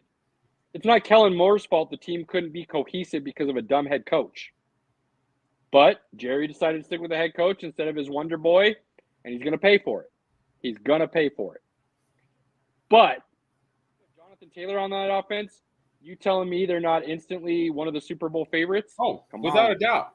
Without a doubt. Come on. Would you offer a first for Jonathan Taylor? I sure as shit would. I mean, if I'm Buffalo, KC, Dallas, absolutely. Because you're going to be drafting the bottom of the first round anyways. Damn right. If you believe you're going to be one of the 7 best teams in your side of the conference, that means you're making the playoffs, right? Jonathan Taylor instantly makes you a dark horse contender if you're 7. The Kansas City Chiefs are limited on money, so they're definitely out of the equation. But you think Patrick Mahomes wouldn't restructure his deal again to let Jonathan Taylor get a 3-year, $50 million a year? He's already working on restructuring it anyways. Or he already did. I don't remember. So if you're KC, you go get Jonathan Taylor, you give him your first next year, and then you immediately sign him to a 3-year, $15 million a year deal. Right. Boom. Done. And they've built the interior of their O-line is so good. Like, they could run on anybody right now. Like, you talked about it. You said that's the best interior line in the league. Absolutely. Absolutely. Philly might be the best line in a totality. Kansas City, and you've said it, and I agree with you. You brought me over for sure. Kansas City's center and 2 guards are the best in the league. If you had a strong running game, you would dominate. And not just that. You put Jonathan Taylor on Kansas City right now, think about the lanes that he's going to have created for him because of Patrick Mahomes, Travis Kelce, and that offense. What's funny, they could have drafted Jonathan Taylor. I know. Drafted Clyde Edwards-Helaire. Which was just stupid. Kansas City is not a very good drafting team. Let's be honest. They're just not. Except for their last 2 drafts. Their last 2 drafts have been pretty good. Sky Moore. Well, not Sky Moore, but Nick Bolton, Creed Humphrey, Trey Smith. Outside of the weapons positions, they're good at drafting. Right. When it comes to actually drafting weapons, they are awful. Correct. I said this about Buffalo last year. I've given up my first for Christian McCaffrey. Right. Boom, done deal. Right. Why you wouldn't makes no sense to me. Because do you think San Francisco is more willing to take a first over a second, third, and a fourth? They absolutely would have. Carolina, but yes. The fact that Buffalo didn't sign like Kareem Hunt, that nobody signed Kareem Hunt yet. Dude, that tells me a lot about Kareem Hunt, personally. I think last year, and people saying he lost a step, I debated that. But there's got to be some truth to it. Because him not being signed yet blows my mind. It just doesn't make any sense unless he truly has lost a step. And if he's lost a step, then he's not the same explosive weapon that he was. Right. was just some poor game planning, poor play calling last year.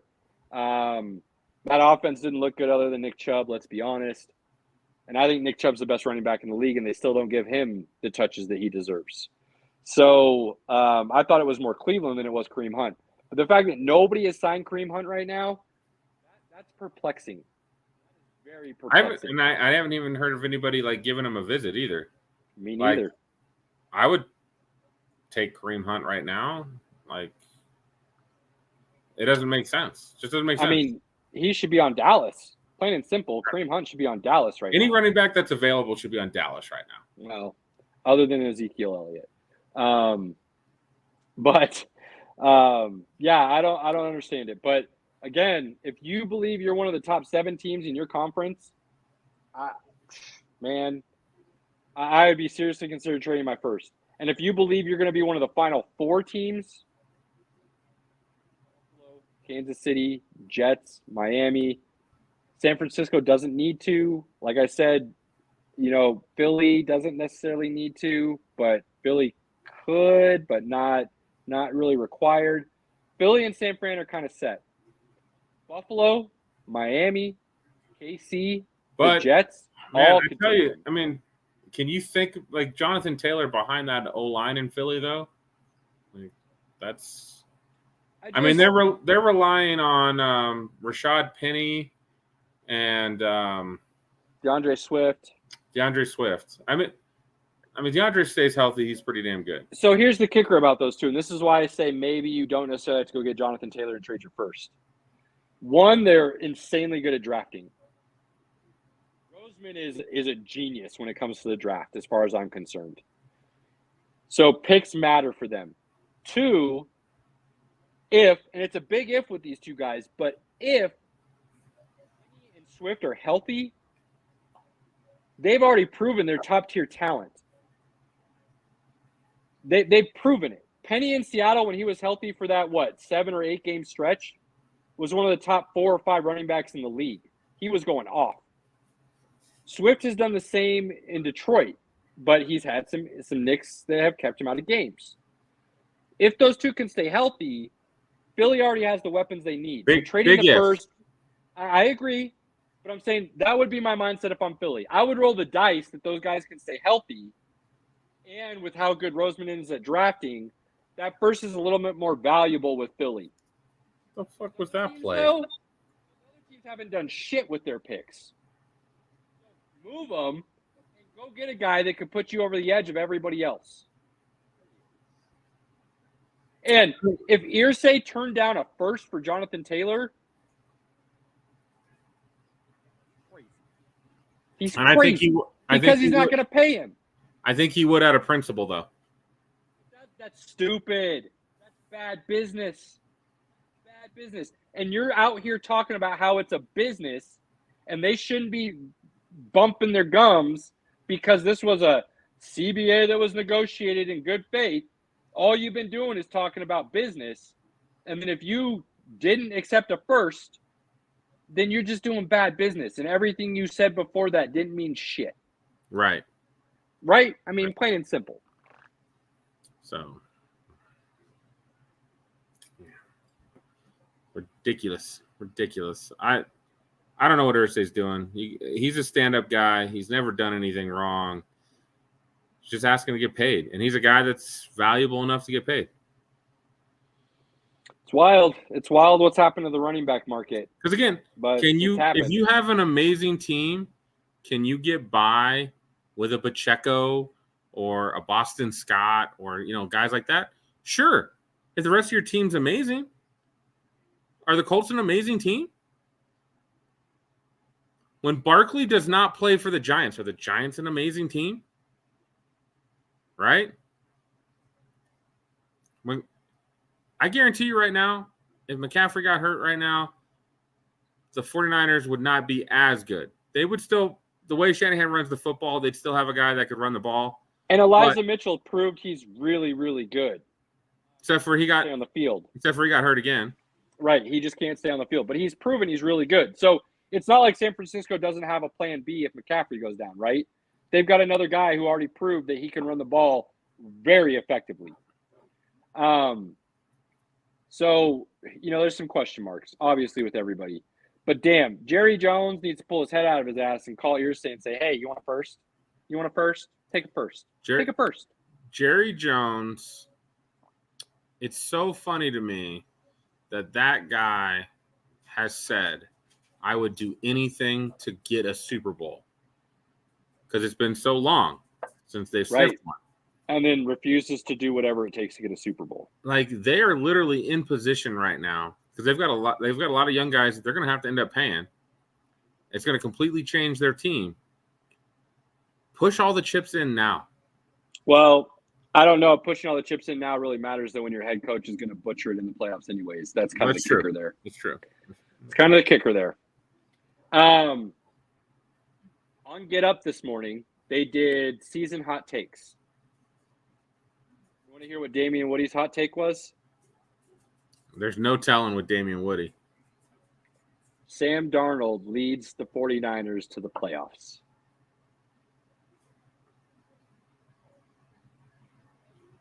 How am I not on national television? Like, let's be honest. Unless Brock Purdy gets hurt, man, that's not happening. I'm spitting this shit earlier than anybody else. Unless Brock Purdy gets hurt, that's not happening.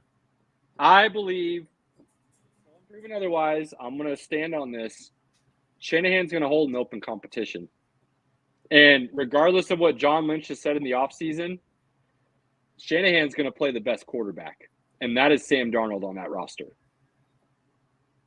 And Sam Darnold in a Shanahan offense is going to be deadly. I think as long as Brock Purdy's healthy, he's the guy until proven otherwise. Why? Why, when in camp, all the players are going to see Sam Darnold outshine? Are they? I believe it will. Who You knows? think Brock Purdy's more talented than Sam Darnold? I think he's got better mind than Sam Darnold. I don't. I think he's playing in Shanahan's offense, and it makes him look really good. Well, Jimmy Garoppolo looked really good in Shanahan's offense. You think Jimmy Garoppolo is going to look good this year with Mike McDaniel? No. I don't think Jimmy G is going to look good very much anyways because he'll get hurt again. So the Raiders are going to be in that top 5.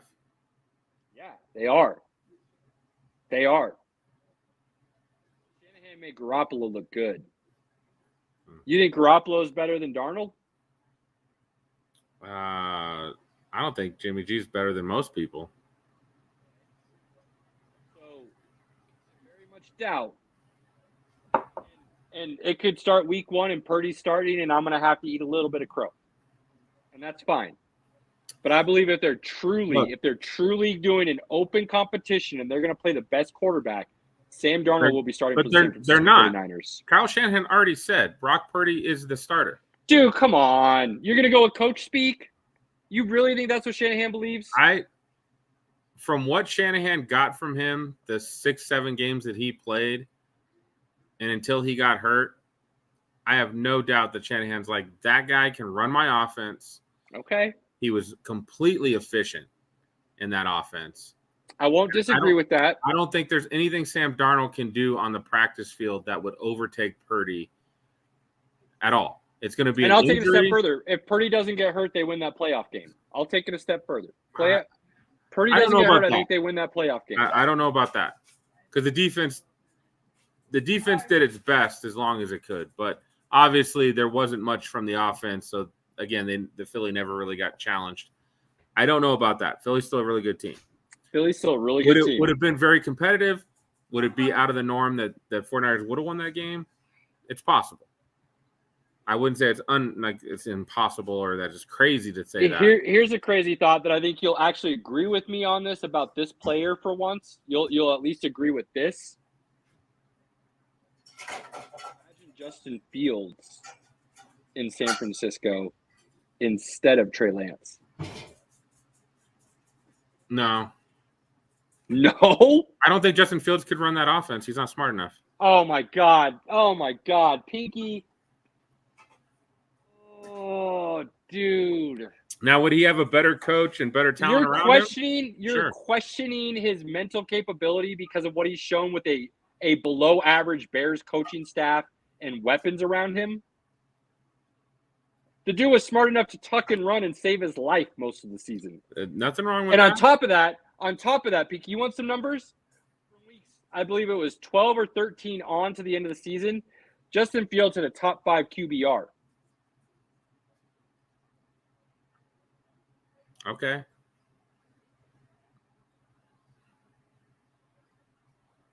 So you think Lance is better than Justin Fields? Again, they took a guy that was really, really raw. That didn't have nearly as much upside as the guy they could have taken. As Fields is proving now. They took Lance because he could throw a deep ball and run. Fields can throw a deep ball and run at a much higher level. We just don't know. God. Lance is so hurt, man. Until you have to eat crow at the end of the season. I cannot wait. It won't happen. What's happening? It won't happen. Fields is about to ball out. Because he's going to run for his life again. Nope. They drafted like 1 lineman. That's going to help a lot. They still have the same OC. Like, it didn't change. Yeah, but they finally have a pass catcher. A really, really good pass catcher. Oh, better be accurate to hit him in the hands. He is. He We'll is. see. Oh, I could have sworn you'd at least agree with that. Oh, my Lord. I'm still shocked you keep talking so much shit about Darnold, which is like makes no sense. Like, again, could he play in that offense? Will he be okay in that offense? Sure. But unless Purdy gets hurt, he is not getting on the field. Because from what I've seen, yes, Purdy played well. He's not more talented than Darnold. So again, if you're going to play the best people, the best talent on your team because you truly want to win, Darnold will be playing. But I think Purdy's a much smarter quarterback than Darnold. I don't. I think Shanahan made him look really good and gave him some really simple reads. I don't think Purdy's bad. I just don't think he's the same level as Darnold. I have seen things from Darnold that made me go, oh, damn, dude can play. He just played on some of the worst teams in the entire NFL, and that's no fault of his own. Look, the Jets proved they're dumbasses. They did the same thing to Zach Wilson that they did to Darnold, and Darnold's more talented than Zach Wilson. There's a reason Aaron Rodgers is That there. we agree on. All right, cheers there. So they made the mistake there. They just happen to be able to correct it this year with Aaron Rodgers. I don't know what Matt Rule was doing in Carolina. Some dudes are just really good college coaches, and they can't coach in the pros. That's just the way it is. And Matt Rule apparently is that way. I've heard a lot of former players talk good about him. I haven't heard a lot of bad things about Matt Rule. But for whatever reason, he just couldn't coach in the NFL. And he didn't have a lot of weapons or things to work with to begin with.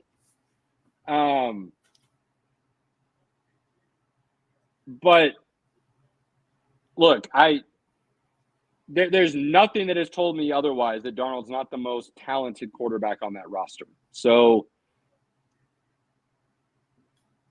we'll see what happens. You and that Darnold love. It's not love, man. It's just calling the talent like I see it. I brought you around on Deshaun Watson. I brought you around on Tua. There's a few other guys that I brought you around on that have panned out to prove me right. And you come along onto the train. Fields is going to be one of them. So I will say, I mean, Tua, I don't think Tua would be as good with other coaches. I think he's been paired up with a really good guy that like really helps him a lot. But he's super accurate. He is super accurate. So he's got that. Look, and again, I keep saying it, and I've said it for years. Square peg, round hole NFL doesn't work. And it's ruined a lot of guys' careers without ever getting a chance. I said Mike McDaniel earlier with the Raiders. I apologize, everybody. Josh McDaniels, dumbass. I knew what you meant, though. Thank you. You should have called me out. That was stupid. I just realized that I did that. I didn't want to be a jerk. Mike McDaniel with the Dolphins is not a square peg, round hole guy. He's a square peg, square hole kind of guy. And he's going to make sure he coaches his guys to the best of their ability and calls plays that do such. That's what good coaches should do. I think Tua and Andy Reid would be great. I think Tua and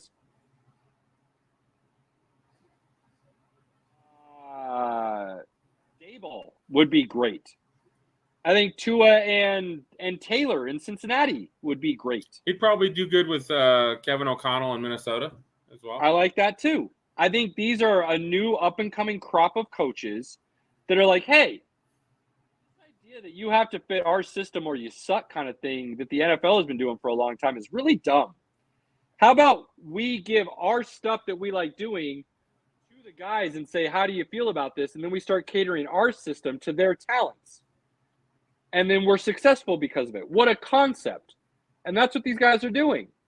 So, yeah, Tua has his limitations. But what he's really good at is reading defenses and accuracy. And Mike McDaniel is doing that to perfection with him. So, Deshaun Watson, anybody out there trying to say anything bad about me right now, I was talking about Deshaun Watson before all the shit came out about Deshaun Watson. When he actually was a top 3 quarterback in the league, even though he was playing for a really terrible Houston team. I wanted Deshaun Watson in Denver before all that shit came out. Thank God the Broncos did not trade for him at the time.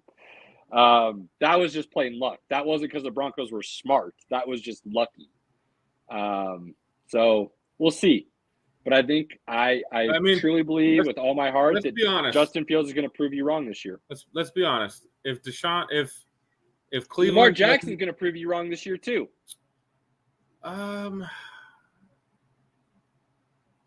You know, when Lamar plays well, he's fun to watch. So sure.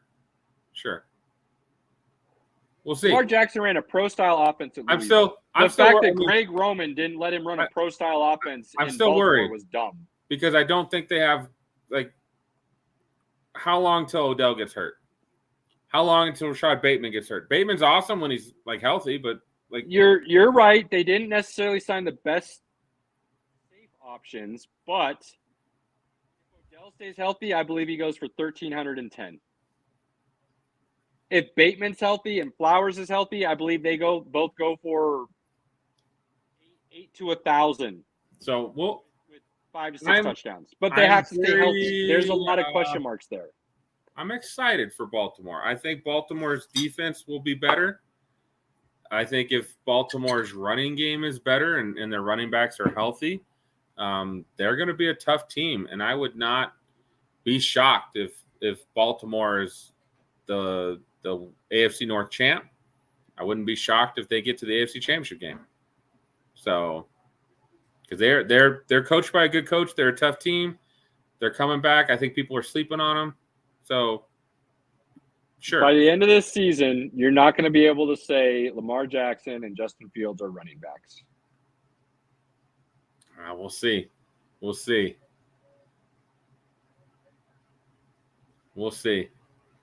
I don't think Chicago did enough on the O-line to really help Justin out that much.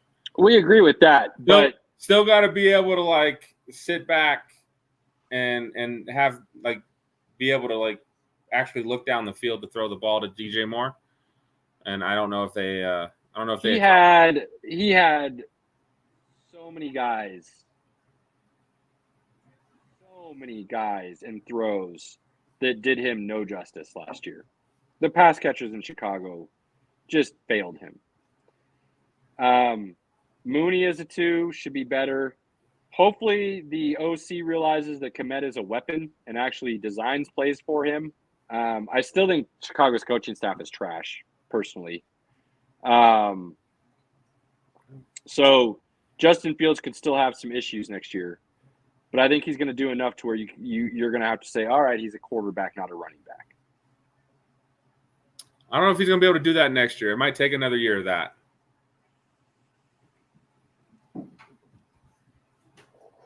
What else we got? I don't know. I don't know. I don't think I've paid enough attention to everybody else around the league. Burrow being hurt kind of sucks. I was going to bring that up. On a fantasy standpoint, I'm fading Jamar Chase drastically right now. I think he would have. I think before the Burrow injury, he was in conversation to be the number 1 overall pick for fantasy teams, because I think he could have easily gone for 1,800 yards, 18 touchdowns. Where's the flag on that? I believe Jamar Chase could have a really big year. But that calf injury with Burrow scares me, dude. I've heard from multiple different outlets and sources. I say sources like I have sources. Talking heads. That calf injury is an 8-week healing process to be fully healed. And if you don't truly allow it to be fully healed, it's going to hinder you all season if you're lucky enough to not re-injure it again and miss time. Right. And if Joe Burrow misses time, and how we have not mentioned Cincinnati as one of those teams in the AFC that could be a Super Bowl representative, I'm not sure how we missed that. So sorry, because we truly believe Cincinnati's that good. But if Joe Burrow misses time, they're done. If he misses more than 2 weeks, they're not coming back from that. I wouldn't say that, but I just think that's how deep the AFC is. If they have to play in a wild card matchup and they have to go through the wild card all the way to the Super Bowl, if they don't have home field advantage with how deep the AFC is, that puts them at a giant disadvantage. Giant disadvantage. But now, I'm not saying they can't run through it with that if he's healthy, but man, that's a huge hit if he misses time. What the fuck are these guys doing? The Jets' 4th-string quarterback is not playing well.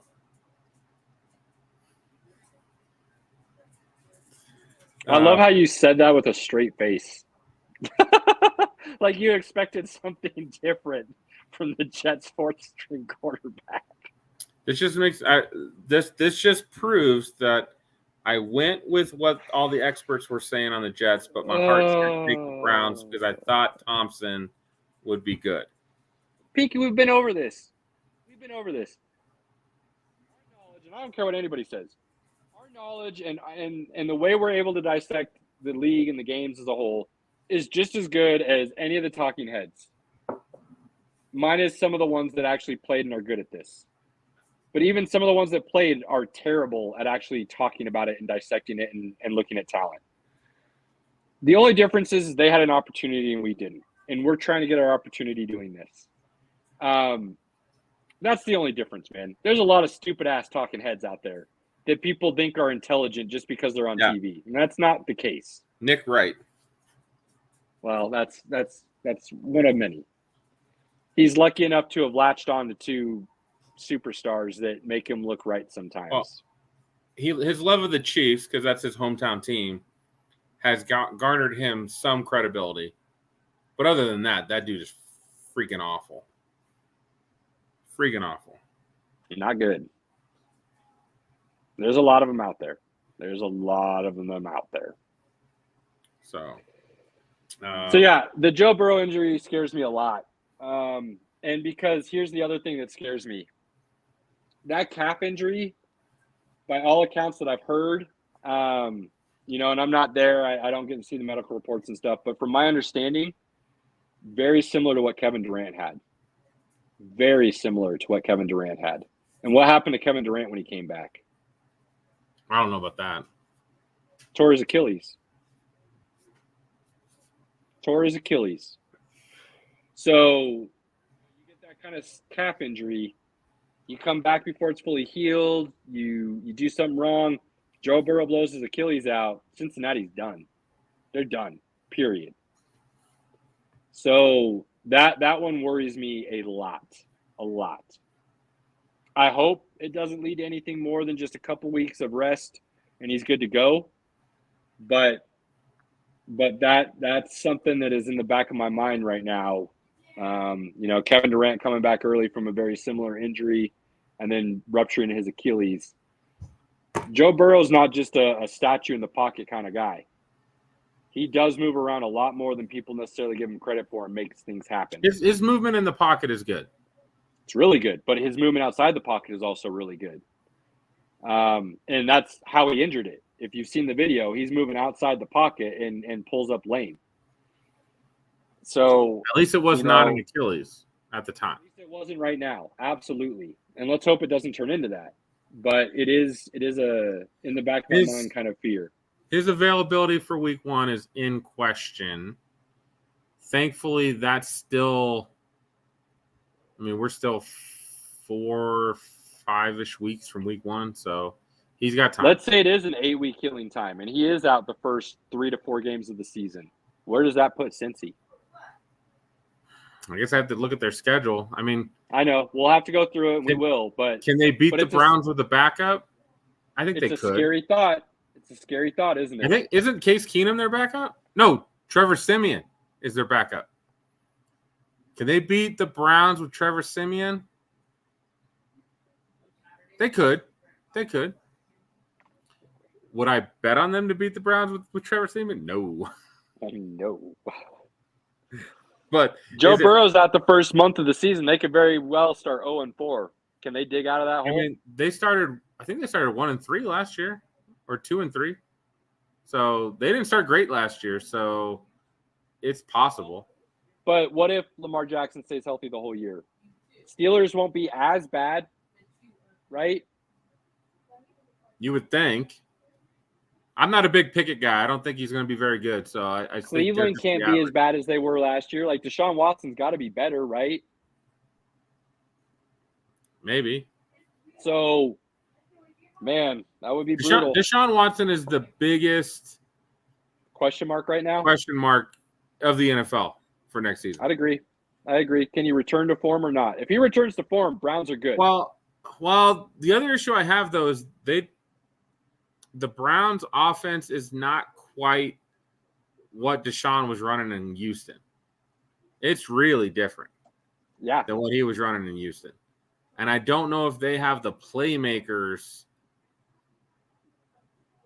Like, even if Deshaun plays pretty well, I don't know if they have the playmakers to be really awesome. Man, I don't know. Chubb, Amari Cooper, and Njoku, they've got some guys who can ball. They're good. Would you take Amari Cooper over like 15 other receivers right now? I wouldn't. Amari Cooper's proven he's a top 10 receiver in the league. I would take Justin Jefferson, Jamar, Cooper Kupp, Devontae Adams, Tyreek Hill, Jalen Waddle, T. Higgins. We could keep going. Amari Cooper would be down the list. Is he a good receiver? Sure. I think he proved in Dallas with Dak that he's a top 10. He proved in Dallas like he was wide open for Dak, and Dak would throw him the ball.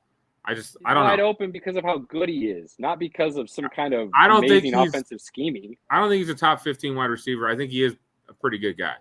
But okay, fair. I'd take Amon St. Brown over him.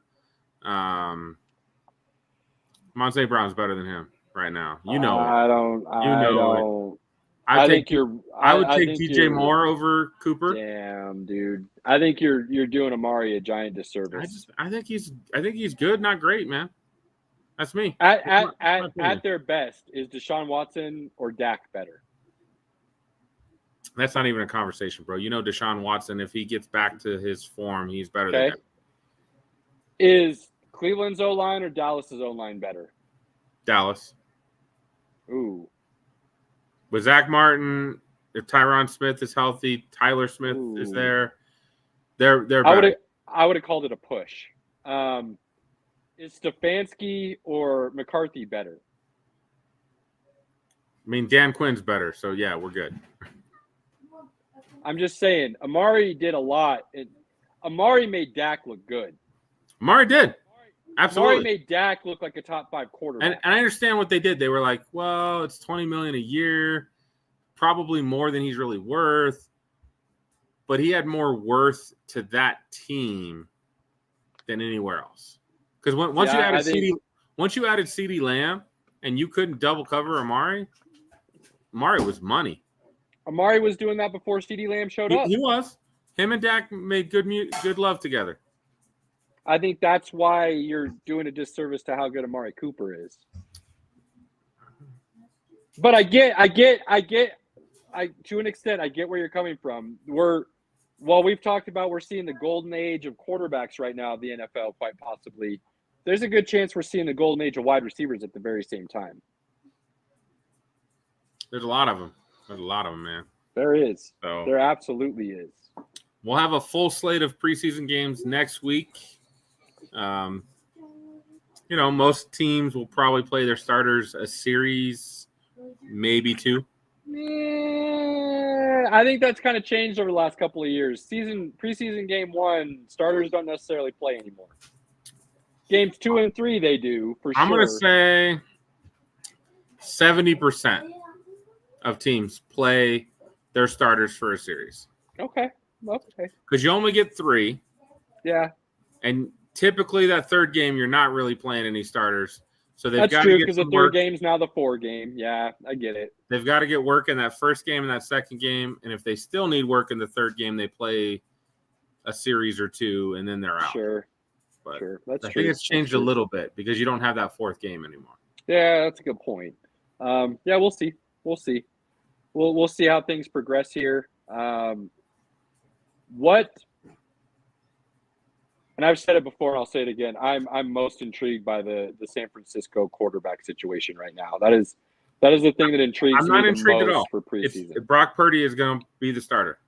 I don't think that's the case. I think we've heard a lot of coach speak, and I don't trust coach speak. I guarantee you, as long as Brock Purdy is healthy, he will be the starter. It is not a competition. We'll see. That's the thing I'm watching the most. What are you watching the most over the next couple weeks?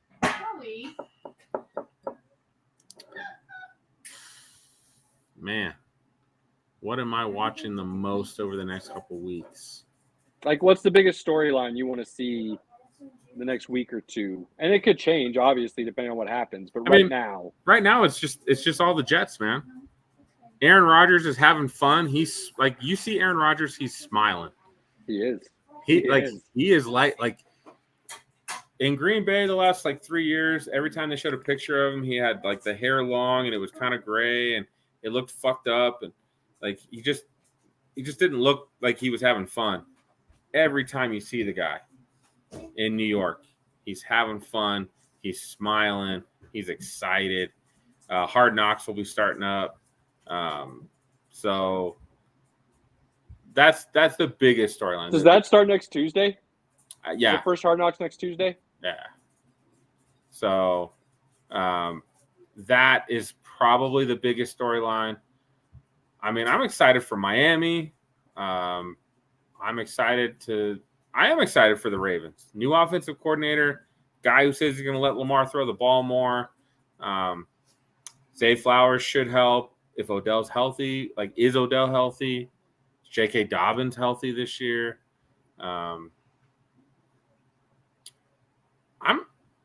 This one's out of left field.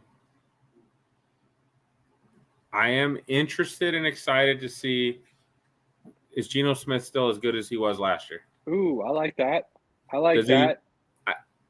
Added some weapons in the draft. I still think he could turn back into a pumpkin because we've seen so much bad Geno Smith. So then, last year he played out of his mind last season. Until the last couple games, he didn't play great. But he played top 5 defenses the last couple of games, which people don't want to give him credit for. Which again, so he didn't look as good against those defenses, right? So he lit up. But nobody did. Nobody did. Minus Jalen Hurts and Patrick Mahomes. You know what I mean? Right. But that's a good one. I like that. I'm interested in that as well, for sure. So, they've just done a really good job drafting the last 2 seasons. They made the playoffs. We had him 0-17 last year because we were just being dumb. Oh my God! Can you believe we did that? So stupid. We definitely ate some crunk. Now again, they probably shouldn't have won that first game. I know that for a fact. But they got a lot of miracles on that first game. But he played great. That's an interesting storyline to me because they do play the 49ers are the team in that division. They're that next team coming up, and the Cardinals and the Rams are not going to give any competition in that division. No. So the Seahawks are in great position to make the playoffs and make some noise. Sure. If Geno Smith can play like he did last season. I like it. Obviously, we'll have more stories to discuss as the preseason unfolds and things start opening up. We'll do we got a fantasy league that we'll talk about here in a couple weeks that we'll do a live draft on. We'll do a live draft. We got a lot of fantasy. We'll probably talk a little bit more fantasy next week. To end the show, we got to talk about our boy Joker. Why? Did you not see him partying? Yeah, I saw him partying, but it's not a surprise. Like, anybody that knows him knows that that's like his true passion right now, and his true passion is also basketball. Like, people are trying to diminish his love for the game. Like, he loves basketball, but he goes in the offseason and he makes it his offseason. Some guys don't do that, but he's able to disconnect. He's got other passions that he enjoys, and he won some horse races. He got a trophy, and he celebrated. Watching him celebrate his horse winning just brings joy to me. Like, hell yeah. Just seeing him, like, and again, this comes to his greatness. I know a lot of people, Embiid, Joker, whatever, but Joker went crazy. Anybody that's still saying Embiid better than Jokic just doesn't know basketball. And that's just plain and simple. Watching Joker just get super excited over his horses, which is awesome. And it still brings me back to the moment he wins the NBA title. The moment he's the finals MVP, instead of celebrating, instead of running around doing anything, he literally takes that time to go and shake the hand of every Miami Heat player. Yes, he does. Talk to every Miami Heat player. Like, who does that? You never see that in sports. Great players. Right? No. Let me take that back. Not great.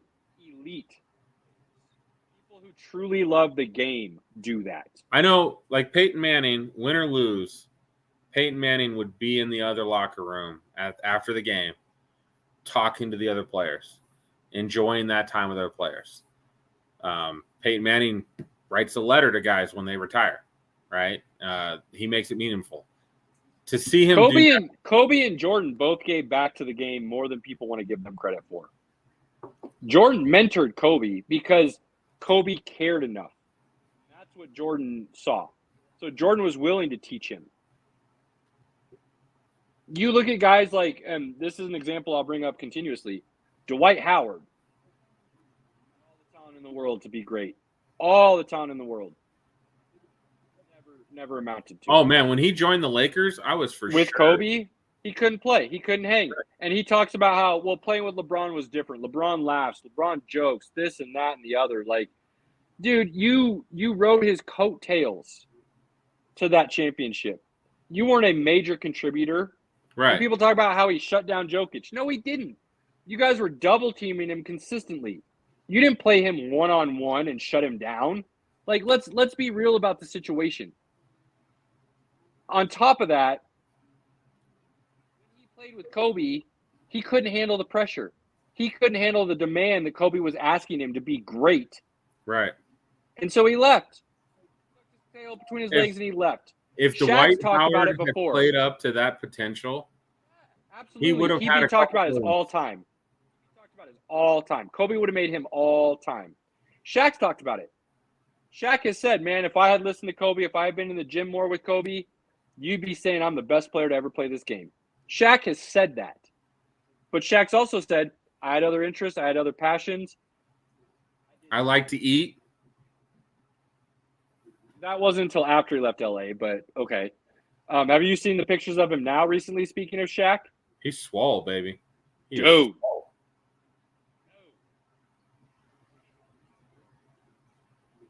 He's put in some work. Shaq could get in the octagon right now and beat the shit out of anybody.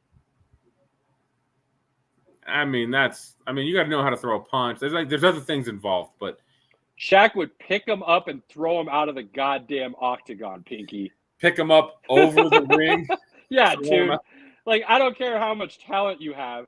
You would go to hit Shaq and he would just grab you and just throw you out of the ring. Like, dude, crazy. So yeah, we'll start talking some more fantasy just because we enjoy it and it's easy to relate the real life of what's happening to the fantasy of what's happening. It's fun to talk about all the guys that way. We are going to be doing a fantasy draft here live on air in a couple weeks, end of August. And then we'll do our regular stuff after that. But we're going to do it on air with some guys just for fun. It gives us a chance to talk about a lot of different players and potential, and discuss the fantasy side that we love talking about anyways, and being able to truly dissect and play that chess game and things of that nature. We'll talk about a lot more NFL. We'll talk about a lot more college football as things get closer too. So, stay with us. Yeah, boy, Texas is going to be good this year. Let's not get ahead of ourselves. There's a possibility. There's a possibility, but it's always this, Pinky. It's always this. Always. On that note, as always, do not take those moments with your loved ones, friends, family, inner circle for granted. Cherish those moments. Take advantage of them whenever you can. Four Roses is absolutely delicious. Share it with those people you love. And my guy, I love you. Good to have you back. Good to be back, buddy. We'll be back on Tuesday next week. Regular. Appreciate all the support, everybody. We're out. Even when you feel low, you can still go. Even when you feel slow, you can still go. Even when there's no hope, you can still go. I never answer to no, man, I still go. Go, go, go, go, go, go, go, go, go, go, go, go. Hustle hard, hustle every single day. I'll be making moves till I'm buried in my grave. To the system, I don't wanna be a slave.